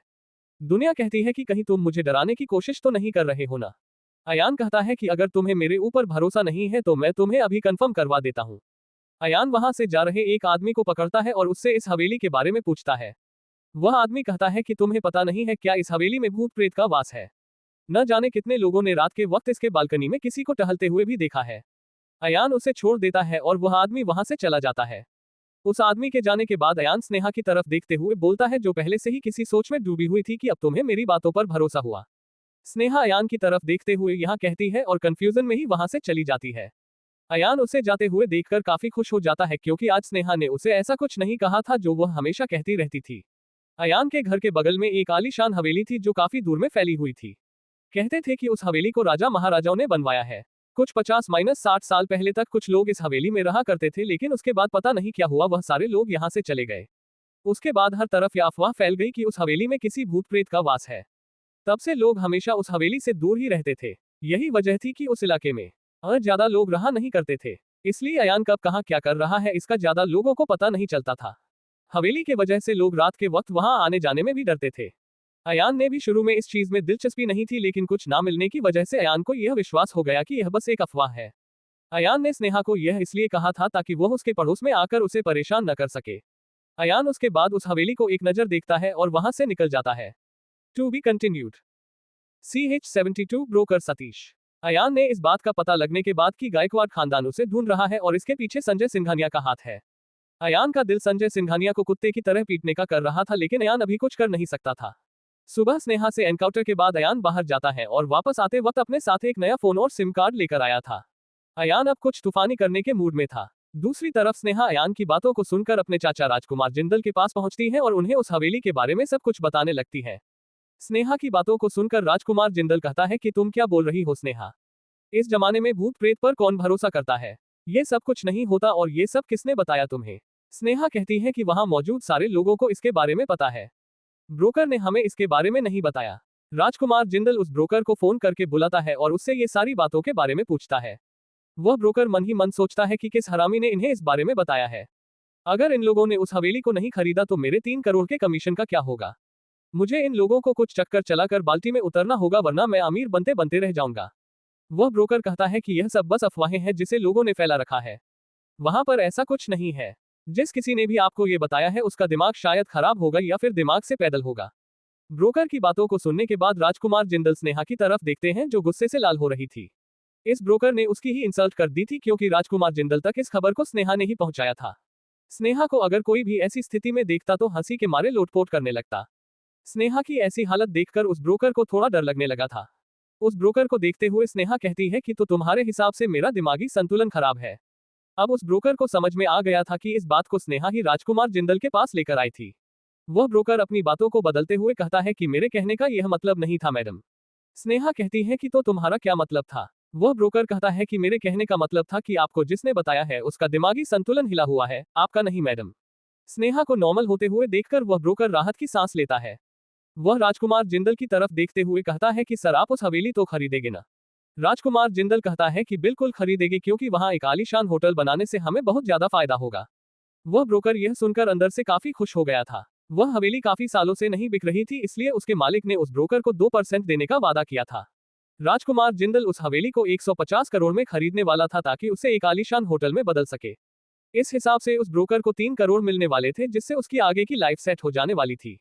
ये बात सुनकर कि राजकुमार जिंदल भूत प्रेत की बातों को जानने के बाद भी उस हवेली को खरीदेगा, उस ब्रोकर का खुशी से दिल बाग बाग हो गया था। पहले तो उसे ऐसा लग रहा था कि अगर इन लोगों को ये बात पता चल गई कि उस हवेली में भूत प्रेत का वास है तो ये लोग उसे नहीं छोड़ेंगे, लेकिन अब तो उसका ये डर भी निकल गया था। वह ब्रोकर कहता है कि मैं 2-3 दिन के अंदर सारी कागजी कार्रवाई करवा देता हूं, उसके बाद हवेली आपके नाम पर ट्रांसफर हो जाएगी। राजकुमार जिंदल हाँ में अपना सर हिलाता है और वह ब्रोकर जिसका नाम सतीश था वह वहां से चला जाता है। सतीश के जाने के बाद राजकुमार जिंदल स्नेहा से कहता है कि तुम खामखा ही टेंशन ले रही थी और जिस किसी ने भी तुम्हें इस भूत प्रेत की कहानी सुनाई है न वह पक्का तुमसे मजाक कर रहा होगा। स्नेहा कुछ बोलना चाहती थी लेकिन फिर रुक जाती है और राजकुमार जिंदल से कहती है कि शायद आप ठीक कह रहे हैं अंकल। उसके बाद स्नेहा वहां से बाहर निकल जाती है। स्नेहा मन ही मन सोचती है कि अयान उसे डरा रहा था ताकि वह उसके पड़ोस में ना रह सके। स्नेहा अपने आप से कहती है कि बिल्कुल वह मुझसे पीछा छुड़ाना चाहता था, लेकिन कब तक पीछा छुड़ाओगे, एक दिन तुम्हें मेरा हो ही जाना है। स्नेहा को पता था कि अयान हमेशा उससे कुछ न कुछ झूठ ही बोला करता था, इसलिए शायद इस बार भी झूठ ही बोल रहा था, लेकिन स्नेहा को पता नहीं था कि इस बार अयान झूठ नहीं बोल रहा था। दूसरी तरफ अयान जो नया सिम कार्ड लाया था उसके सारे सिस्टम्स को हैक करके उसने उस सिम को संजय सिंघानिया के सिम के साथ क्लोन कर दिया था ताकि उसका पूरा फायदा उठा सके। अयान के बनाए गए उस सॉफ्टवेयर को जब संजय सिंघानिया ने अपने सिस्टम में लॉग इन किया था तभी अयान के उस वायरस की वजह से उसके सारे सिस्टम्स का एक्सेस अयान को मिल गया था। जैसे जैसे वह सॉफ्टवेयर अलग अलग सिस्टम में जाता गया वैसे वैसे अयान को उन सारे सिस्टम्स का एक्सेस मिलता गया। आज सुबह ही आया इनको पता चला कि उसे संजय सिंघानिया के निजी सिस्टम्स के बारे में भी काफी कुछ पता चल गया, क्योंकि उसका एक्सेस भी अयान को मिल गया था। अयान संजय सिंघानिया के सिम को क्लोन करके एक बड़ा शिकार करना चाहता था। अयान की नजर अब अबुल आजाद के खास आदमी वसीम अंसारी की तरफ जा चुका था। वसीम अंसारी एक बड़ी मछली थी जिससे अयान को काफी सारी अंदरूनी बातें भी पता चलने वाली थी। अयान ने सोच लिया था कि लंदन जाने से पहले वह वसीम अंसारी को उसके किए की सजा दे देगा। वैसे अयान तो राजकुमार जिंदल को अपना निशाना बनाने वाला था, लेकिन वह जानता था कि अगर राजकुमार जिंदल मारा गया तो अयान के लंदन जाने का रास्ता बंद हो जाएगा और उसे अपने परिवार के बारे में पता नहीं चल पाएगा। अयान मनी मन कहता है कि राजकुमार जिंदल बहुत जल्द तुम्हारा वक्त भी आएगा, बस ऐसा समझ लो कि तुम्हारी जिंदगी थोड़ी सी बढ़ गई है। अयान कुछ करने ही वाला होता है कि अपने घर के दरवाजे पर एक खटखटाहट की वजह से उसका ध्यान उस तरफ चला जाता है। अयान अपने आप से कहता है कि अब कौन आ गया, ये लोग मुझे चैन से रहने क्यों नहीं देते। अयान उसके बाद दरवाजे की तरफ बढ़ने लगता है इस डिस्टर्ब करने वाले को देखने के लिए। To be continued. CH-73 Sneha की कमाल की ताकत। अयान जैसे ही दरवाजे को खोलता है तो कोई उसे धक्का देता है, जिसकी वजह से अयान कुछ कदम पीछे चला जाता है।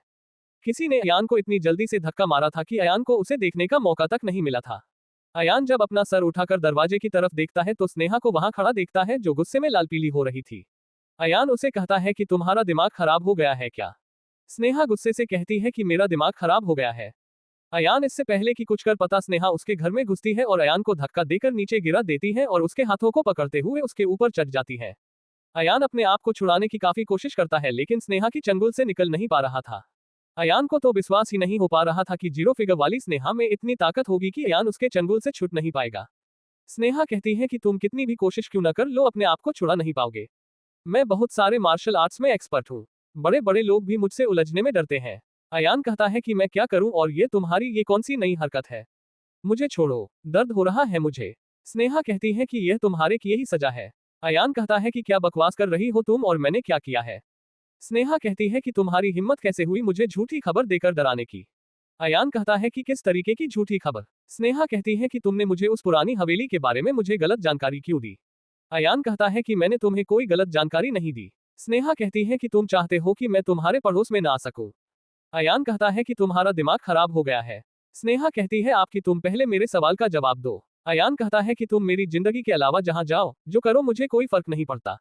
तुम्हारी यह जो गलतफहमी है कि वह इंफॉर्मेशन मैंने तुम्हें दी है उसे सबसे पहले दूर करो। अयान आगे कहता है कि मैंने कंफर्म करने के लिए एक आदमी को रोककर तुम्हें कंफर्मेशन दिलवाया था उस हवेली के रहस्यों के बारे में। स्नेहा अयान की बातों को सुनकर सोच में पड़ जाती है। स्नेहा कहती है कि कहीं वह आदमी तुम्हारा ही तो नहीं था। अयान कहता है कि क्या दिमाग पाया है तुमने, तुम्हारे हिसाब से मैंने तुम्हारे सामने ही उस आदमी को रोककर उससे डील करके उससे ये सब बोलने पर मजबूर किया।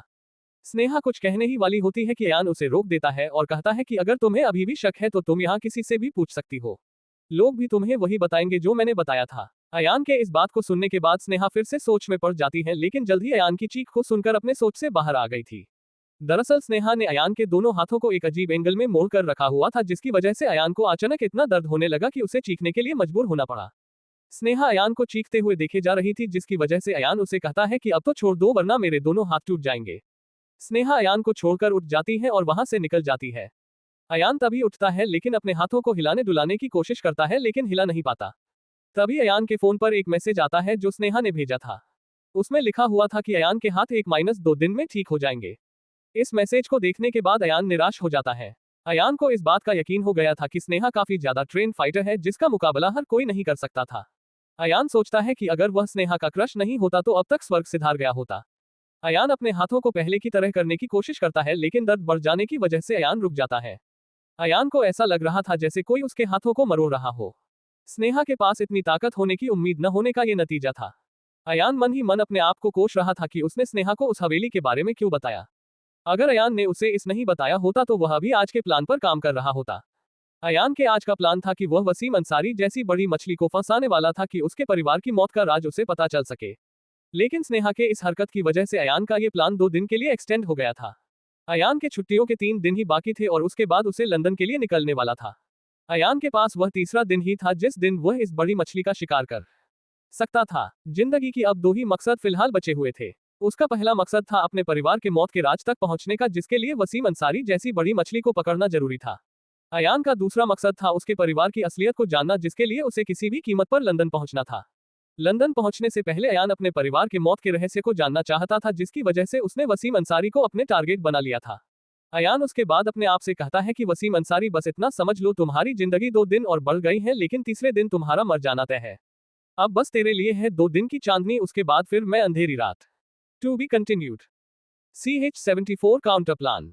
लगभग 2 दिनों तक इंतजार करने के बाद आखिरकार अयान का हाथ ठीक हो गया था। इन 2 दिनों में अयान किस दर्द से गुजरा था ये सिर्फ वही जानता था। अब अयान को ऐसा लग रहा था जैसे उसने एक बहुत बड़ी जंग जीत ली हो। अयान को इतना दर्द उस वक्त भी नहीं हुआ था जब उसका हाथ टूट गया था। अयान डॉक्टर से दिखाने वाला था लेकिन स्नेहा का मैसेज आया था कि वह अपने हाथों के साथ कोई भी छेड़छाड़ न करे वरना शायद अयान हमेशा के लिए उसका हाथ ऐसा ही रह जाएगा। अयान जल्दी से अपना नया फोन निकालता है जिसमें उसने संजय सिंघानिया के सिम को क्लोन करके लगाया हुआ था और अपने घर से बाहर निकल जाता है। अयान अपने घर से इसलिए बाहर निकल गया था क्योंकि वह जानता था कि संजय सिंघानिया ने उसके घर में भी अब तक उस कैमरे वाले मच्छर को फिट कर ही दिया होगा, जिसकी वजह से अयान के प्लेन का उसे पता चल सकता था और किलर एक्स का राज भी बाहर आ सकता था। अयान फिलहाल इन सब चीजों को अफोर्ड करने की स्थिति में नहीं था। अयान अपने घर से बाहर निकलता है और ऑटो पकड़ के एक सुनसान जगह पर पहुंच जाता है। अयान अपने फोन से वसीम अंसारी को फोन मिलाता है। कुछ ही देर के बाद वसीम अंसारी फोन उठाता है क्योंकि उसके फोन पर संजय सिंघानिया नाम उगा हुआ आ रहा था।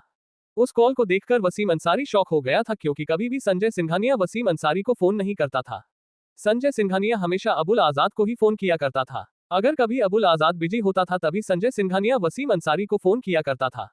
इस बार अबुल आजाद भी शहर में ही था लेकिन फिर भी संजय सिंघानिया ने उसे फोन किया। इस बात से उसे थोड़ा सा डाउट लग रहा था। इस डाउट को क्लियर करने के लिए वसीम अंसारी फोन उठाता है और हेलो कहता है।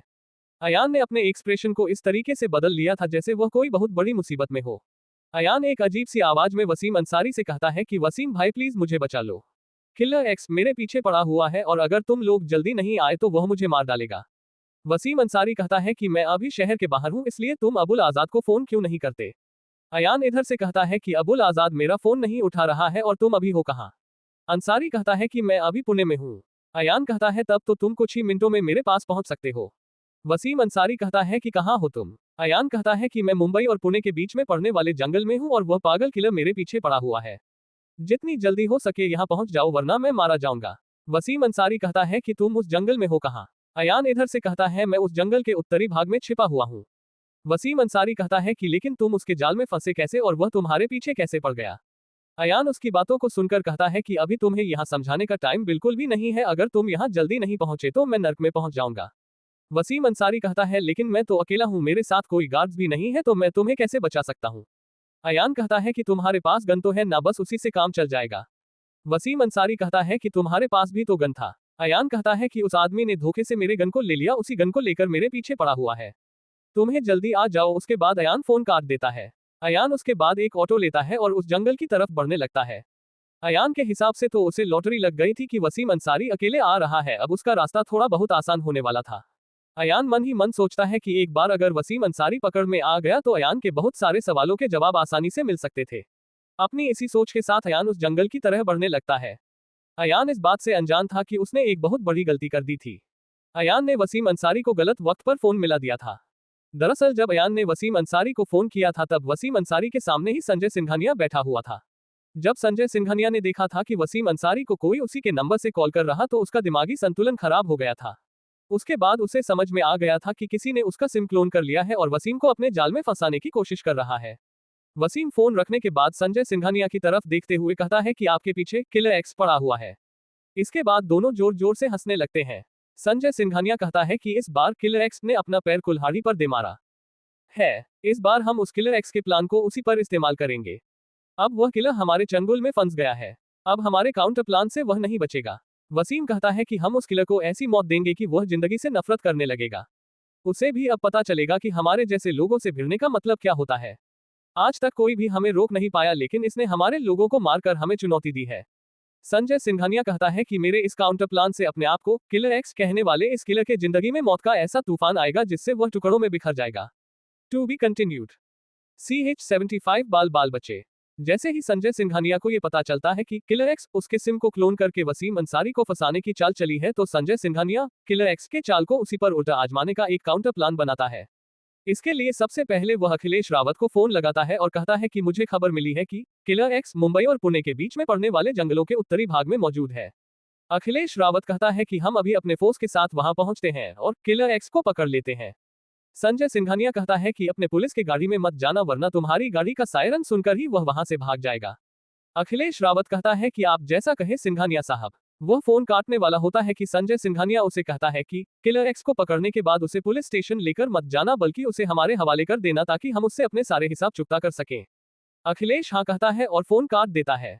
संजय सिंघानिया कहता है कि तब तो हमें भी वहां जाकर ये देखना चाहिए कि हमारे पीछे कुत्ते की तरह पड़ने वाला किलर एक्स आखिर है कौन। वसीम अंसारी कहता है कि बिल्कुल चलते हैं। वहीं पर राजकुमार जिंदल भी बैठा हुआ था और वह कहता है कि तब तो उसे मैं भी देखना चाहूंगा। उसके बाद तीनों लोग एक ही गाड़ी में बैठते हैं और उस जंगल की तरफ निकल जाते हैं जहां अयान ने उसे फोन करके बुलाया था। रास्ते में वह लोग इसी बात पर चर्चा करते रहते हैं कि जब किलर एक्स हाथ लगेगा तो वह लोग उसके साथ क्या करेंगे। इन सब चीजों से अनजान अयान उनकी उस जंगल से बहुत दूर था, इसलिए उसे वहां पहुंचने में काफी वक्त लग गया था। अयान जैसे ही ऑटो से बाहर निकलता है तो देखता है कि सामने 8 से 10 गाड़ियां खड़ी हुई है। क्योंकि वह इलाका बहुत ज्यादा सुनसान था तो इतनी सारी गाड़ियों को देखकर अयान को शक होने लगा था। अयान छुपकर और सारे लोगों से बच बचकर जंगल के अंदर घुसने लगता है ताकि इस बात का पता लगा सके कि आखिर चल क्या रहा है। अयान धीरे धीरे जंगल के थोड़ा अंदर जाता है और देखता है कि काफी सारे लोग हाथ में गन लिए हुए उस जंगल को चारों तरफ से घिरे हुए हैं और धीरे धीरे वह लोग आगे बढ़ते ही जा रहे थे। अयान को पता नहीं था कि वह लोग कौन थे। तभी अयान कहां पर शबाना रऊफ दिखती है जिसे देखकर अयान समझ जाता है कि यह सारे लोग पुलिस वाले हैं। अयान को पुलिस के वहां होने का मतलब समझ में आ नहीं रहा था। अयान ये सब सोच ही रहा था कि उसे उन लोगों के पीछे कुछ लोग और दिखते हैं जिसे देखकर अयान शौक के मारे इतना ज्यादा फ्रिज हो गया था कि उसे वापस नॉर्मल होने में कुछ वक्त लग गया था। अयान देखता है कि संजय सिंघानिया, वसीम अंसारी और राजकुमार जिंदल और इनके कुछ पर्सनल गार्ड्स के साथ ये लोग भी पुलिस के पीछे पीछे अंदर जा रहे थे। लोगों को यहाँ देखकर अयान तो पहले शौक हो गया था, लेकिन अब अयान को इन लोगों के यहाँ होने का मतलब समझ में आ गया था। अयान अपने आप से कहता है कि शायद मैंने गलत वक्त पर वसीम अंसारी को फोन किया था। मुझे ऐसा लगता है कि जब मैंने वसीम अंसारी को फोन किया तब शायद ये संजय सिंघानिया के साथ ही रहा होगा जिसके वजह से इसे पता चल गया होगा कि मैं इसे फंसाने की कोशिश कर रहा हूँ। इसी बात का फायदा उठाकर ये लोग यहाँ मुझे पकड़ने पहुंच गए हैं। बिजनेसमैन का कम और साइको का दिमाग ज्यादा है इन लोगों के पास। अगर मैं यहाँ थोड़ी देर और पहले पहुंच गया होता तो अब तक पकड़ा गया होता। अयान को अब एक ही रास्ता नजर आ रहा था, जल्द से जल्द वहां से निकलना। अयान उसके बाद जल्दी से उस जंगल से निकल जाता है और वसीम अंसारी को एक कॉल मिला देता है। वसीम अंसारी जैसे ही अपने फोन पर संजय सिंघानिया नाम होगा हुआ देखता है तो वह उन दोनों को कहता है कि उसी किलर का फोन है। संजय सिंघानिया कहता है कि जल्दी उठाओ, शायद हमें इसके एग्जैक्ट लोकेशन का पता चल सके।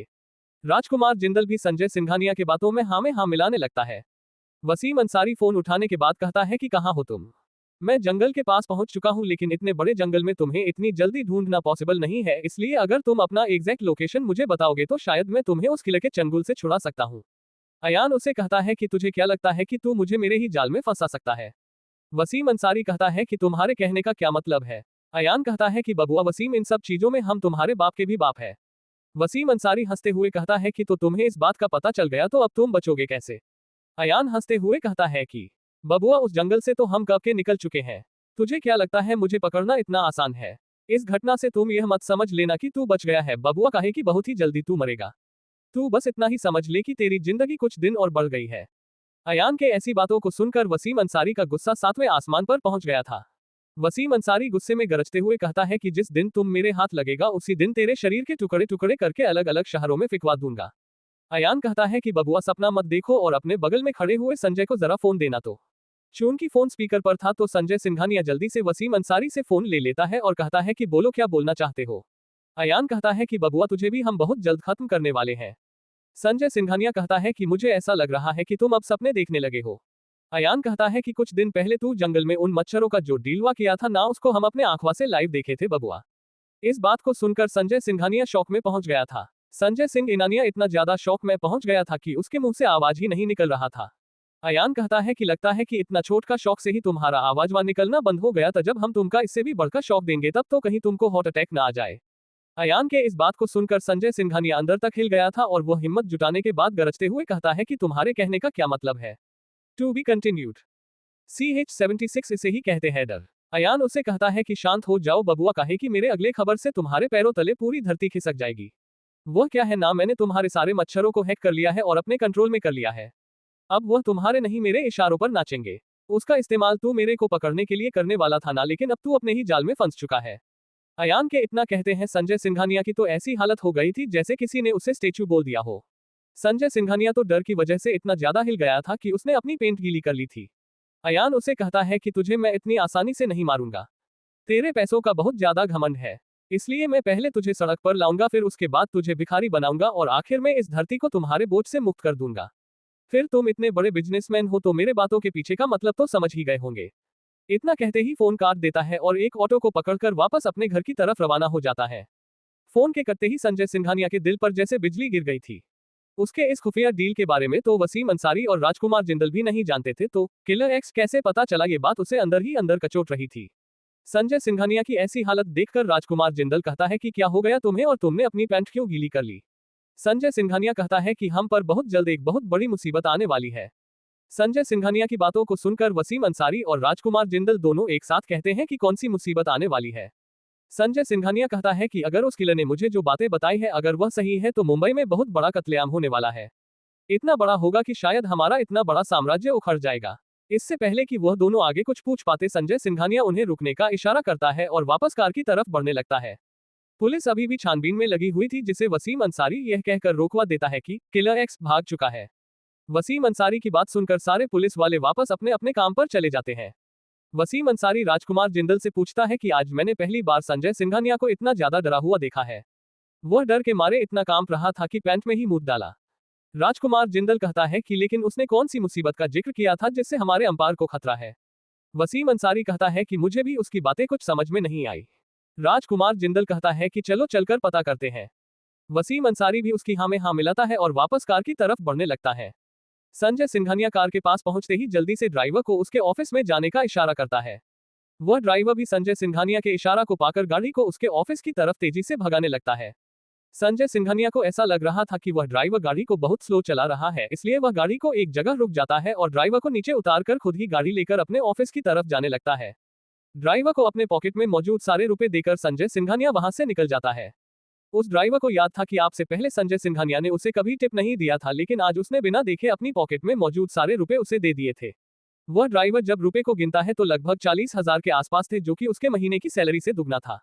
वह ड्राइवर मन ही मन खुश हो रहा था क्योंकि आज पहली बार उसके मालिक ने उसे टिप दी थी और वह भी उसके सैलरी से दुगना।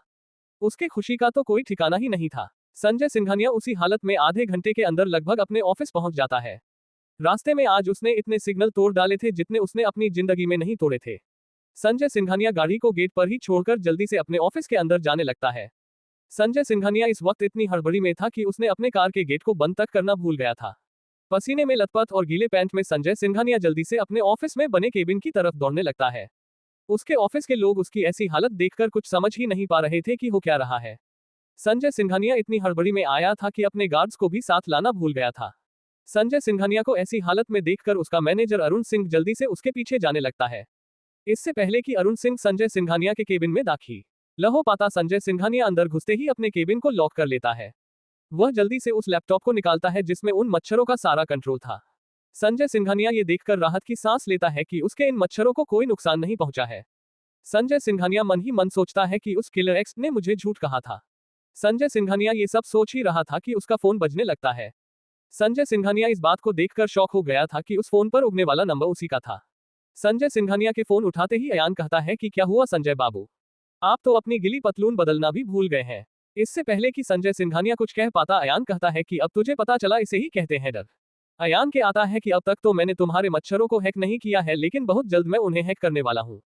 तुम्हारे पास जितनी ताकत है उसका इस्तेमाल कर लो, लेकिन तुम अपने नैनोबोट्स को हैक होने से रोक नहीं पाओगे। इतना कहने के बाद अयान फोन काट देता है। To be continued. CH-77 Ayan का प्लान। अयान के फोन काटते हैं संजय सिंघानिया फिर से डर के साए में घिर जाता है। अगर उन मच्छरों को अयान हैक कर लेता तो ये संजय सिंघानिया के लिए बहुत खतरनाक बात होने वाली थी। इन मच्छरों के हैक होने के बाद यकीनन गायकवाड़ खानदान उसे जिंदा छोड़ने वाला नहीं था। अब संजय सिंघानिया के पास एक ही रास्ता था, इन मच्छरों को हैक होने से बचाना। इसके लिए संजय सिंघानिया जानता था कि उसे क्या करना है। संजय सिंघानिया उसी बेकार हालत में अपने केबिन से बाहर निकलता है जहां अरुण सिंह खड़ा हुआ उसका इंतजार कर रहा था। सिंघानिया भी इतनी हड़बड़ी में था कि उसे अपने गीली पैंट की कोई परवाह नहीं थी। संजय सिंघानिया अरुण सिंह के कॉलर को पकड़ते हुए कहता है कि शहर में जितने भी साइबर क्राइम स्पेशलिस्ट हैं उन सबको लेकर आओ। अरुण सिंह कहता है कि अचानक आपको उन लोगों की क्या जरूरत पड़ गई है। संजय सिंघानिया कहता है कि मैं तुम्हें जितना बोल रहा हूं उतना करो। इसके बाद अरुण सिंह सारी कंपनियों में फोन लगाकर उनके साइबर स्पेशलिस्ट को जल्द से जल्द सिंघानिया ग्रुप ऑफ इंडस्ट्रीज में भेजने का ऑर्डर जारी करता है। संजय सिंघानिया कहता है कि जो लोग आएंगे उन्हें 5-5 लाख दिया जाएगा। संजय सिंघानिया के इस ऑफर को सुनकर तो ऐसे लोग भी वहां आ जाने वाले थे जिन्हें साइबर क्राइम के बारे में कुछ पता भी नहीं था। संजय सिंघानिया का ये ऑर्डर जब राव ग्रुप के पास पहुंची तब उन लोगों के दिमाग में कुछ ही नाम थे जिन्हें वे लोग भेज सकते थे। उसमें से एक नाम अयान भी था। अयान घर आते ही सबसे पहले अपने घर को अच्छी तरीके से चेक करता है कि कहीं संजय सिंघानिया ने उसके घर में भी तो किसी मच्छर को प्लांट करके तो नहीं रखा है। काफी देर तक इधर उधर ढूंढने के बाद भी अयान को कहीं कोई मच्छर नहीं मिला था।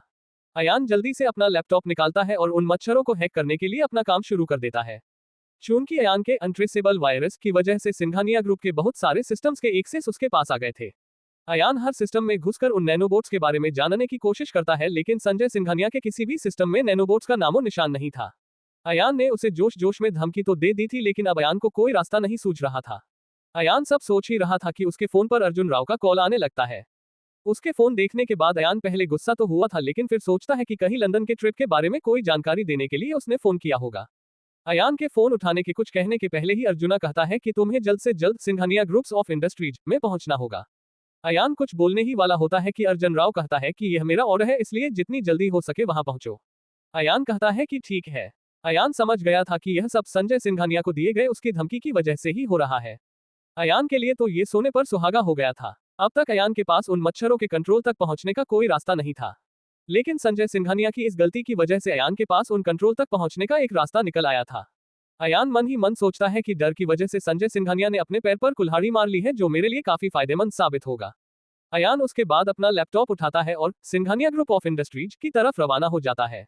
लगभग 1 घंटे के अंदर संजय सिंघानिया के ऑफिस में लगभग 50 लोग पहुंच चुके थे, जिसका मतलब था कि सिर्फ आज के अटैक को रोकने के लिए संजय सिंघानिया 2.5 करोड़ खर्च करने वाला था।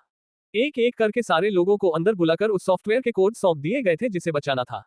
सारे लोगों उन कोड्स को लेकर अपने अपने सिस्टम में अटैच कर लेते हैं और बैठ जाते हैं ताकि अगर अटैक हो तो वह लोग रोक सके। उनमें से कुछ हैकर्स रिवर्स हैकिंग भी जानते थे। इसकी वजह से संजय सिंघानिया को ऐसा लगता था कि उसके मच्छरों को कोई भी हैक नहीं कर पाने वाला था। लेकिन संजय सिंघानिया को यह नहीं पता था कि उसका पाला एक ऐसे हैकर से पड़ा है जिसके पास अनट्रेसेबल हैकिंग डिवाइस था, जिसका मतलब था कि उसके खिलाफ रिवर्स हैकिंग बेकार है। अयान भी उन कोड्स को अपने लैपटॉप में अटैच कर लेता है और उसमें अनट्रेसेबल वायरस अपलोड कर देता है। उसके बाद अयान अपना फोन चेक करता है और उसे यकीन हो जाता है कि अब उसे उन मच्छरों के सॉफ्टवेयर का भी एक्सेस मिल गया है। संजय सिंघानिया की बात को सही करने के लिए अयान अपने फोन से ही फेक हैकिंग शुरू कर देता है ताकि संजय सिंघानिया का डर आज खत्म हो जाए और जब अयान फाइनल अटैक करे तो संजय सिंघानिया कुछ न कर सके। मन सोचता है कि मेरे इस प्लान से तुम कैसे बचोगे। वहां मौजूद सारे लोग एक बड़े से मॉनिटर पर ये सब देख रहे थे। जैसे ही साइबर अटैक्स होने शुरू हुए, संजय सिंघानिया घबरा गया था कि अब क्या होगा। साइबर अटैक्स शुरू होते ही सारे साइबर क्राइम स्पेशलिस्ट ने अपना काम शुरू कर दिया था। अयान ऊपर से साइबर अटैक्स को रोकने का नाटक कर रहा था और नीचे से साइबर अटैक्स को अंजाम दिए जा रहा था। लगभग आधे घंटे तक यही सिलसिला चलता रहता है और आखिरकार अयान अपने साइबर अटैक्स को रोक देता है। अयान के प्लान के हिसाब से उसे एक मैसेज छोड़ना था जिससे संजय सिंघानिया के अंदर का डर बरकरार रहे।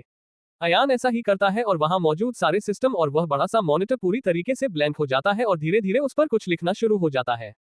To be continued. CH-78 खौफ में जियोगे। Today you survived but next time I will finish you completely. No one will be able to save your next time. उस स्क्रीन पर इतना ही लिखा था है और उसके बाद हैकिंग अटैक बंद हो जाता है।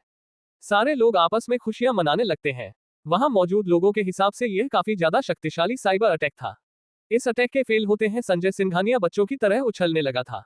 वहां मौजूद सारे लोग संजय सिंघानिया को इस तरीके से देख रहे थे जैसे उन्होंने आज से पहले उसे देखा ही नहीं था। ऑफिस के सारे लोग एक दूसरे से बात करते जा रहे थे कि लगता है कि आज बॉस पागल हो गए हैं क्या। उन लोगों के मुताबिक संजय सिंघानिया बहुत ही ज्यादा सीरियस टाइप का इंसान था। वह कभी भी किसी काम में कोताही नहीं बरतता था, जिस वजह से उसका हर काम लगभग परफेक्ट होता था। आज संजय सिंघानिया की ऐसी हालत देखकर कोई भी ऐसा सोच सकता था। कई एसी के बीच में भी संजय सिंघानिया पसीने में लथपथ था और सारे लोगों का ध्यान बार बार उसे गिले पैंट की तरफ जा रहा था। काफी लोग हंसना तो चाहते थे लेकिन हंस नहीं सकते थे क्योंकि इसका असर काफी खतरनाक हो सकता था। संजय सिंघानिया उसके बाद कुछ 10 एक्सपीरियंस्ड हैकर्स को वहां रोक लेता है और बाकी सबको 5 लाख देकर वहां से बाहर निकाल देता है। अयान बाहर निकलने के बाद संजय सिंघानिया को फोन लगाता है। संजय सिंघानिया अपने फोन पर खुद का नंबर देखकर इस बार डरने के बजाय चेहरे पर एक स्माइल लिए हुए उसका फोन उठाता है और कहता है कि तेरी सारी हिकड़ी निकल गई। बड़ा आया था मेरे सॉफ्टवेयर को हैक करने। क्या हुआ, तुम्हारा हैकिंग अटेम्प्ट तो फेल हो गया।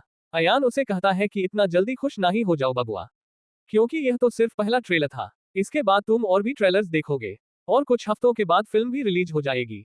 संजय सिंघानिया हंसते हुए कहता है कि तुम क्या बोल रहे हो, वह तुम्हें भी समझ में आ रहा है। मुझे तो ऐसा लगता है कि फेल हो जाने की वजह से तुम्हारा दिमाग खराब हो गया है। अयान हंसते हुए कहता है कि मैंने तो सुना था तुम्हारे पास काफी दिमाग है, लेकिन इतने छोटे छोटे चीजों को अगर नहीं समझ पाओगे तो अपने बिजनेस को कैसे बचाओगे। अयान के इस बात को सुनते ही संजय सिंघानिया के चेहरे से स्माइल गायब हो गई थी और वह कहता है कि तुम्हारे कहने का क्या मतलब है। अयान कहता है कि बार बार तुम बोलते थे ना कि डर नामक शब्द मेरे डिक्शनरी में नहीं है, लेकिन पिछले कुछ घंटों में तुम्हारी आंखों में कमाल का डर था। तुम इतनी डर गए थे कि अपने पैंट में ही मूत लिए थे। तुम्हारा डर इतना ज्यादा खतरनाक था कि तुम तो अपने गीले पैंट को बदलना ही भूल गए और अभी भी उसी गीले पैंट में घूम रहे हो। अयान के इस बात को सुनकर और संजय सिंघानिया को याद आता है कि उसने जो पैंट पहना है वह अभी भी कई गीला ही है। आज मैंने तुम्हें ये बताया है कि डर क्या होता है। आज के बाद मैं हर सप्ताह एक बार हैकिंग अटेम्प्ट करूंगा। चिंता मत करो, मैं हैक नहीं करूंगा। आज के बाद तुम्हारी जिंदगी इसी खौफ में होगी कि कब तुमसे तुम्हारे मच्छर छीन जाएंगे। आज तक तुम लोगों को खौफ की जिंदगी जीने पर मजबूर करते आए हो, लेकिन आज से तुम खुद खौफ में जियोगे। कहीं तुम्हें खौफ में हार्ट अटैक ना आ जाए, इसलिए मैं तुम्हें एक बात बताता हूं, मैं अगले कुछ सप्ताह तक कोई हैकिंग अटेम्प्ट नहीं करूंगा। ये बात मैंने तुझ पे तरस खाकर बताई है। जैसा मैंने तुझे कहा था, मैं तुझसे तेरा सब कुछ छीन लूंगा। उसके बाद अयान फोन काट देता है और संजय सिंघानिया वहां खड़ा का खड़ा ही रह जाता है। अयान ने संजय सिंघानिया को ये बात इसलिए बताई थी ताकि लंदन वाला ट्रिप बरकरार रहे, वरना अयान कब अटैक करेगा इस बात से डर से कहीं संजय सिंघानिया लंदन वाली ट्रिप कैंसिल न कर दे। इसी वजह से अयान ने उसे कुछ हफ्तों के लिए फ्री कर दिया था। लंदन वाला ट्रिप कुछ 2 हफ्तों का था, जिसका मतलब था कि अयान 2 हफ्तों तक कोई हैकिंग अटेम्प्ट नहीं करने वाला था। अयान की बातों को सुनकर संजय सिंघानिया के शरीर में झुरझुरी दौड़ जाती है। वहां रुके हुए सारे एक्सपीरियंस हैकर्स को संजय सिंघानिया उनके कंपनी से 2 गुना का ऑफर देकर अपने साथ जोड़ लेता है और कहता है कि कुछ भी हो जाए वो लोग उसके कंपनी को किसी भी साइबर अटैक से बचाते रहेंगे। सारे लोग इतने पैसों को देखकर हाँ कर देते हैं और संजय सिंघानिया के कंपनी को ज्वाइन कर लेते हैं। संजय सिंघानिया उसके बाद अपने घर पहुंचता है और सबसे पहले इस गिले पैंट को अपने शरीर से हटाता है और फ्रेश होने के बाद अरुण सिंह को फोन लगाते हुए कहता है कि अगले कुछ हफ्तों की सारी मीटिंग्स को कैंसिल कर दो। अरुण सिंह कहता है कि हम ऐसा नहीं कर सकते क्योंकि कल आपको लंदन के लिए निकलना है। तभी संजय सिंघानिया को याद आता है कि कल उसे एक बहुत बड़े प्रोजेक्ट को वजह से लंदन जाना है। ये प्रोजेक्ट उसके जिंदगी का सबसे बड़ा प्रोजेक्ट था, जिसकी मदद से वो पूरे देश में टॉप 50 में आ जाने वाला था। संजय सिंघानिया जाना तो चाहता था, लेकिन अयान के दिए गए धमकी की वजह से थोड़ा सहमा हुआ था। अयान ने ये तो कहा था कि कुछ हफ्तों तक वह अटैक नहीं करेगा, लेकिन संजय सिंघानिया को यह डर सता रहा था कि कहीं वो लंदन पहुंचे और इधर किलर एक्स ने उसके मच्छरों को हैक कर लिया तो। संजय सिंघानिया लंदन के इस प्रोजेक्ट को भी छोड़ नहीं सकता था और मच्छरों को भी अपने काबू से बाहर नहीं जाने दे सकता था, वरना गायकवाड़ खानदान के हाथों उसका मरना तय था। संजय सिंघानिया को अब अयान की कही वो बातें याद आ रही थी कि अब तुम खौफ में जियोगे। काफी वक्त तक सोचने के बाद संजय सिंघानिया के दिमाग में एक आइडिया आता है जिससे वह दोनों काम कर सकता था और उसका सब कुछ बच सकता था। To be continued. CH-79 Pradeep Singhania. Sanjay Singhania decide करता है कि वह अपने बेटे को लंदन वाले प्रोजेक्ट पर भेजेगा। संजय सिंघानिया सोच रहा था कि बहुत जल्द वह अपने कंपनी को अपने बेटे प्रदीप सिंघानिया को इंट्रोड्यूस करेगा, लेकिन जब से किलर एक्स ने उसे टारगेट किया तब से उसने इस सोच पर लगाम लगा दिया था। लेकिन अब वक्त और मजबूरी दोनों आ गई थी, जिसकी वजह से संजय सिंघानिया को अपने बेटे को बिजनेस में उतारना पड़ेगा। संजय सिंघानिया अपने बेटे को फोन करता है और उसे अपने रूम में आने के लिए कहता है। कुछ ही देर में प्रदीप सिंघानिया वहां पहुंच जाता है और कहता है कि कहिए पापा, आपने मुझे क्यों बुलाया। संजय सिंघानिया कहता है कि कल तुम्हें लंदन के लिए निकलना है, हमारे एक बहुत बड़े बिजनेस प्रोजेक्ट के लिए। प्रदीप सिंघानिया कहता है कि आपने तो कहा था कि आप मुझे कुछ सालों के बाद इस बिजनेस के काम में उलझ आएंगे, लेकिन आपने अचानक ऐसा फैसला कर लिया बिना मुझे बताए। संजय सिंघानिया कहता है कि अब तुम्हारे बिजनेस ज्वाइन करने का वक्त आ गया है। मैं तुम्हें अभी इंट्रोड्यूस नहीं करना चाहता था, लेकिन हमारी कंपनी के ऊपर आज बहुत बड़ा साइबर अटैक हुआ था। साइबर अटैक करने वाले ने धमकी दी है कि बहुत जल्द वो हमारे कंपनी में सेंध लगाने वाला है। हमारी कंपनी को साइबर अटैक से बचाने के लिए हमारा यहाँ रहना जरूरी है। प्रदीप सिंघानिया कहता है कि इतनी बड़ी बात हो गई और आपने मुझे बताया तक नहीं। संजय सिंघानिया कहता है कि तुम्हारा अपने आवारा दोस्तों के साथ घूमना और लड़कियों के पीछे पड़े रहने के अलावा कभी वक्त मिलेगा तब ना मैं तुम्हें बिजनेस के बारे में कुछ बताऊंगा। इससे पहले कि मैं तुम्हें बिजनेस सौंप दूं, उसके पहले तुम्हें बिजनेस के बारे में सब चीज जान लेना होगा। इस लंदन के प्रोजेक्ट से तुम बिजनेस के बारे में काफी कुछ जान जाओगे, और एक बात याद रखना, ये प्रोजेक्ट हमारी कंपनी के लिए बहुत जरूरी है, कुछ गड़बड़ मत करना। प्रदीप सिंघानिया कहता है कि मुझे तो बिजनेस के बारे में कुछ पता ही नहीं है, तो मैं वहां अकेले जाकर क्या करूंगा। संजय सिंघानिया कहता है कि तुम्हें वहां जाकर सिर्फ उनके ऊपर नजर रखना है। अगर तुम्हें किसी बात से दिक्कत हो तो तुम बेझिझक मुझे फोन कर सकते हो, या फिर अरुण सिंह वहां मौजूद होगा, उससे पूछ सकते हो। प्रदीप सिंघानिया वहां से निकलने वाला होता है कि संजय सिंघानिया उसे रोकते हुए कहता है कि प्लीज लड़कियों के पीछे वहां मत पड़ जाना, वरना अगर यह प्रोजेक्ट नहीं हो पाए तो हम पूरी तरीके से खत्म भी हो सकते हैं। प्रदीप सिंघानिया हाँ में सर हिलाता है और आगे पूछता है कि इस प्रोजेक्ट में आखिर होने क्या वाला है और यह प्रोजेक्ट किसके साथ हो रहा है। संजय सिंघानिया कहता है कि यह प्रोजेक्ट चक्रवर्ती ग्रुप के साथ होने वाला है। अभी हाल फिलहाल में हमने एक सॉफ्टवेयर को उन्हें दिखाया था जो उन्हें काफी पसंद आया था। इसमें जिंदल ग्रुप्स और राव ग्रुप भी जुड़े हुए हैं। इस प्रोजेक्ट का मतलब है उस सॉफ्टवेयर को ग्लोबली लॉन्च करना। प्रदीप सिंघानिया कहता है कि ठीक है, कल मैं लंदन जाऊंगा, लेकिन क्या मैं अपनी एक दोस्त को कंपनी के लिए साथ लेकर जा सकता हूं। संजय सिंघानिया उसे कुछ देर तक घूमता रहता है और कहता है कि ठीक है, लेकिन सिर्फ एक को ही लेकर जाना। प्रदीप सिंघानिया उसके बाद लंदन जाने की तैयारी करने चला जाता है। संजय सिंघानिया अब राहत की सांस लेता है। तभी संजय सिंघानिया को एक कॉल आता है, जिसका नाम देखकर एस बड़ी वाले कमरे में भी उसके सर से पसीना टपकने लगता है। संजय सिंघानिया जैसे ही फोन उठाता है तो सामने वाला कहता है कि क्या बात है, मैंने सुना है कि तुम्हारी कंपनी पर साइबर अटैक हुआ था। संजय सिंघानिया डरते हुए कहता है कि जी आपने सही सुना है। सामने वाला आदमी कहता है कि हैकर का टारगेट क्या था। संजय सिंघानिया डरते हुए ही कहता है कि उसका टारगेट मच्छर जैसे दिखने वाले नैनोबोट्स को अपने कंट्रोल में लेने का है। उसने मुझे धमकी दी है कि बहुत जल्द वो सारे नैनोबोट्स को अपने काबू में कर लेगा। सामने वाला आदमी कहता है कि हमारे बीच हुए डील के बारे में किसी और को कैसे पता चला। संजय सिंघानिया कहता है कि राशिद भाई, अब आप ही मेरी मदद कर सकते हैं। आप गायकवाड़ खानदान के लोगों से बातचीत करके मेरी मदद करने को बोलिए, वरना चक्रवर्ती और मित्तल ग्रुप्स को मुंबई से उखाड़ना नामुमकिन हो जाएगा। राशिद कहता है कि मैंने तो सुना है कि तुम चक्रवर्ती ग्रुप के साथ एक बहुत बड़ा प्रोजेक्ट करने वाले हो। संजय सिंघानिया कहता है कि आप बस मेरी मदद कर दीजिए, इसके बदले में मैं इस प्रोजेक्ट के बहाने मैं मृत्युंजय चक्रवर्ती को मरवा दूंगा। राशिद कहता है कि तुम इतने यकीन के साथ कैसे कह सकते हो कि देश के सबसे बड़े लोगों में से एक मृत्युंजय चक्रवर्ती को तुम मरवा दोगे। संजय सिंघानिया कहता है कि मैंने जेम्स नामक एक बहुत बड़े इंटरनेशनल शूटर को उसकी सुपारी दी है। उसका ट्रैक रिकॉर्ड है कि आज तक उसने जिस किसी की भी सुपारी ली है, चाहे वह कोई भी क्यों ना हो, मारा ही गया है। राशिद कहता है कि तुम चिंता मत करो, समीर सर ने कुछ इंटरनेशनल प्रोफेशनल हैकर्स को तुम्हारे मदद के लिए मुंबई के लिए रवाना कर दिया है। कुछ घंटों में वह तुम्हारे पास पहुंच जाएंगे। उनके रहते हैं ऐसा कोई हैकर पैदा नहीं हुआ जो तुम्हारे सिस्टम्स को हैक कर सके। राशिद आगे कहता है कि किसी भी कीमत पर मृत्युंजय चक्रवर्ती मरना चाहिए, वरना तुम्हारे कंपनी और तुम्हारे परिवार के लिए अच्छा नहीं होगा। संजय सिंघानिया कहता है कि मैं बिल्कुल इसका ध्यान रखूंगा। आप उन्हें कह दीजिएगा कि मृत्युंजय चक्रवर्ती बहुत जल्द जेम्स नामक शिकारी का शिकार बन जाएगा। राशिद कहता है कि ठीक है, लेकिन अगर ऐसा नहीं हुआ तो अंजाम के लिए तैयार रहना। इतना कहने के बाद राशिद फोन काट देता। To be continued. CHAT Ayan in London. Rashid वही काले कोट वाला आदमी था जिसके साथ संजय सिंघानिया ने उन मच्छरों जैसे दिखने वाले नैनोबोट्स का डील किया था। राशिद गायकवाड़ खानदान के लिए काम किया करता था। गायकवाड़ खानदान के सारे गलत कामों को वही देखता है। अंडरवर्ल्ड के उसके सारे मैटर्स को राशिद ही डील किया करता था। संजय सिंघानिया के साथ डील करने से पहले राशिद ने उस पूरे जंगल को अच्छी तरीके से छान मारा था, लेकिन वहां कोई नहीं था, फिर भी उसके डील की खुफिया बातें लीक कैसे हो गई थी। राशिद एक बार फिर से संजय सिंघानिया को फोन लगाता है, उससे पूछता है कि किसने उसके ऊपर हैकिंग अटेम्प्ट किसने की थी। संजय सिंघानिया डरते हुए कहता है कि किसी किलर एक्स नाम के आदमी ने ये काम किया था और उसने मुझे फोन करके धमकी भी दी है। राशिद कहता है कि ठीक है, तुम चिंता मत करो, बहुत जल्द किलर एक्स नाम का आदमी हमारे कब्जे में होगा। उसके बाद राशिद फोन काट देता है। राशिद मन ही मन सोचता है कि मेरे लोग इतने वक्त से इस किलर एक्स नाम के आदमी का पता लगाने में जुटे हुए हैं, लेकिन अब तक पता क्यों नहीं लगा पाए। राशिद अपने फोन में एक नंबर ढूंढता है, उस पर कॉल करता है। फोन उठाते ही राशिद कहता है कि मैंने तुम्हें जिस आदमी को ढूंढने के लिए कहा था, अब तक तुमने उसे ढूंढना क्यों नहीं। सामने वाला आदमी कहता है कि राशिद भाई, हम लोगों ने मुंबई का चप्पा चप्पा छान मारा, लेकिन किलर एक्स नाम का आदमी कहीं नहीं मिला। अबे साले, इस नाम से पूछेगा तो वह कैसे मिलेगा। एक काम कर, संजय सिंघानिया के जितने भी दुश्मन होने चाहिए उन सब की लिस्ट को कल मेरे पास लेकर आ। सामने वाला आदमी कहता है ठीक है राशिद भाई, मैं कल पहुंचता हूं, और उसके बाद फोन काट देता है। अगली सुबह सारे लोग लंदन के लिए रवाना हो जाते हैं। अयान को शुरू में तो ये पता नहीं था कि इस प्रोजेक्ट में आखिर होने क्या वाला है, लेकिन अब अयान को ये पता चल गया था कि इस प्रोजेक्ट के जरिए उसी के बनाने का सॉफ्टवेयर को ग्लोबली लॉन्च किया जाने वाला है। अयान ने वहां पर संजय सिंघानिया को नहीं देखा था। अपने ऑफिस के एक कलीग से पूछने के बाद उसे पता चला कि उनके कंपनी पर जिन लोगों ने साइबर अटैक किया था, उन्होंने धमकी दी थी फिर से अटैक करेंगे, इसलिए संजय सिंघानिया लंदन नहीं आया था, लेकिन उसने अपने जगह पर अपने बेटे प्रदीप सिंघानिया को भेजा था। ये बात सुनकर अयान मन ही मन हंसने लगा था, क्योंकि यह धमकी किसी और ने नहीं फिर उसी ने दी थी। जबकि अयान ने संजय सिंघानिया खोया कहा था कि कुछ हफ्तों तक वह अटैक नहीं करेगा, लेकिन शायद संजय सिंघानिया को उसकी बातों पर भरोसा नहीं था, इसलिए उसने अपनी जगह पर अपने बेटे को भेज दिया। अयान अपने साथ उस लॉकर के चाबी और डॉक्यूमेंट को भी लाया था, ताकि उस लॉकर के अंदर की चीजें हासिल करने में उसे कोई दिक्कत न हो। कुछ ही घंटों के बाद फ्लाइट लंदन के एयरपोर्ट पर लैंड हो गई थी और सारे लोग बाहर आ गए थे।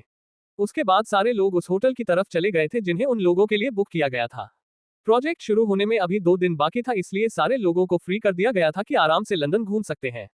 अयान के लिए तो ये सोने पर सुहागा हो गया था। अब वो आसानी से उस बैंक में जाकर उन सारी चीजों को हासिल कर सकता था जिसके लिए वह लंदन आया था। अयान वहां जाने वाला ही होता है कि उसके दरवाजे पर एक नॉक होता है, जिसकी वजह से अयान चौंक जाता है कि लंदन में उसके दरवाजे पर कौन नॉक मार रहा है। अयान उन सारी चीजों को छुपा देता है और दरवाजे की तरफ बढ़ने लगता है। अयान दरवाजे के होल से बाहर देखता है और शौक के मारे फ्रीज हो जाता है। अयान अपने आप से कहता है कि स्नेहा यहाँ क्या कर रही है। तभी अयान को याद आता है कि स्नेहा ने उसे बिना कुछ पूछे ही उसके लंदन जाने पर राजी क्यों हो गई थी। अयान अपने आप से कहता है कि इसका मतलब है कि वह भी जाने वाली थी, पहले तुम्हें बहाना बना दिया करता था, लेकिन यहाँ क्या बहाना बनाऊंगा। अयान ये सब सोच ही रहा होता है कि फिर से उसके दरवाजे पर नॉक होता है। कभी बार दरवाजा खटखटाया जाने की वजह से अयान दरवाजा आखिरकार खोल ही देता है। कितना देर लगाते हो दरवाजा खोलने में, ये कहते हुए स्नेहा अयान के रूम में घुस जाती है। स्नेहा की हरकत को देखते हुए अयान कहता है, ये क्या कर रही हो, अगर कोई देख लेगा तो हमारे बारे में क्या सोचेगा। स्नेहा अयान के काफी पास आते हुए कहती है कि लोग समझेंगे कि हम दोनों का अफेयर चल रहा है। स्नेहा अयान के इतने करीब आ चुकी थी कि अयान उसके सांसों को साफ साफ महसूस कर सकता था। इससे पहले कि स्नेहा आगे कुछ कर पाती, अयान पीछे हट जाता है और कहता है कि किस लिए आए हो ये बता। ओ, मेरा दिमाग खराब नहीं करो। स्नेहा कहती है कि चलो घूमने चलते हैं। इससे पहले कि अयान कुछ कह पाता, स्नेहा आगे कहती है कि यहाँ तुम कौन सा बहाना बनाओगे। अयान कहता है कि मैं थोड़ा सा थक गया हूं, तो आज मैं कहीं नहीं जाना चाहता। स्नेहा कहती है कि तुम्हारे ये सब कहने से नहीं चलेगा, तुम्हें मेरे साथ चलना ही पड़ेगा। अयान किसी भी कीमत पर आज उस बैंक जाना चाहता था। अयान उसे कहता है कि मैं कल पक्का चलूंगा तुम्हारे साथ। स्नेहा अयान के करीब आते हुए कहती है कि मुझे तुम्हारी बातों पर बिल्कुल भरोसा नहीं है। अयान कहता है कि इस पर तो तुम्हें भरोसा करना ही होगा। स्नेहा एक बार फिर से अयान से पूछती है और अयान कहता है कि मैं खुद तुम्हें कॉल करूंगा। अयान के इस बात को सुनकर स्नेहा के चेहरे पर एक मुस्कान तैरने लगती है और अयान उसे वहां से निकाल देता है। स्नेहा के जाने के बाद अयान चुपके से होटल से बाहर निकल जाता है उस बैंक की तरफ। To be continued. आज के लिए बस इतना ही। अगर आप इस कहानी के बारे में और अधिक जानकारी चाहते हैं तो पढ़ते रहिए कहानी किलर एक्स। और अगर आपको ये कहानी पसंद आए हो तो प्लीज लाइक, सब्सक्राइब और शेयर करें, और अगर हमारे कहानी में किसी भी प्रकार की गलती हुई हो तो कृपया मुझे कमेंट सेक्शन में इन्फॉर्म करें। और अगर आप हमारे चैनल को लाइक, शेयर, सब्सक्राइब और कमेंट करते हैं तो हमें और अधिक मोटिवेशन मिलती है इस तरह की और कंटेंट बनाने के लिए। धन्यवाद। Folded hands, folded hands, folded hands.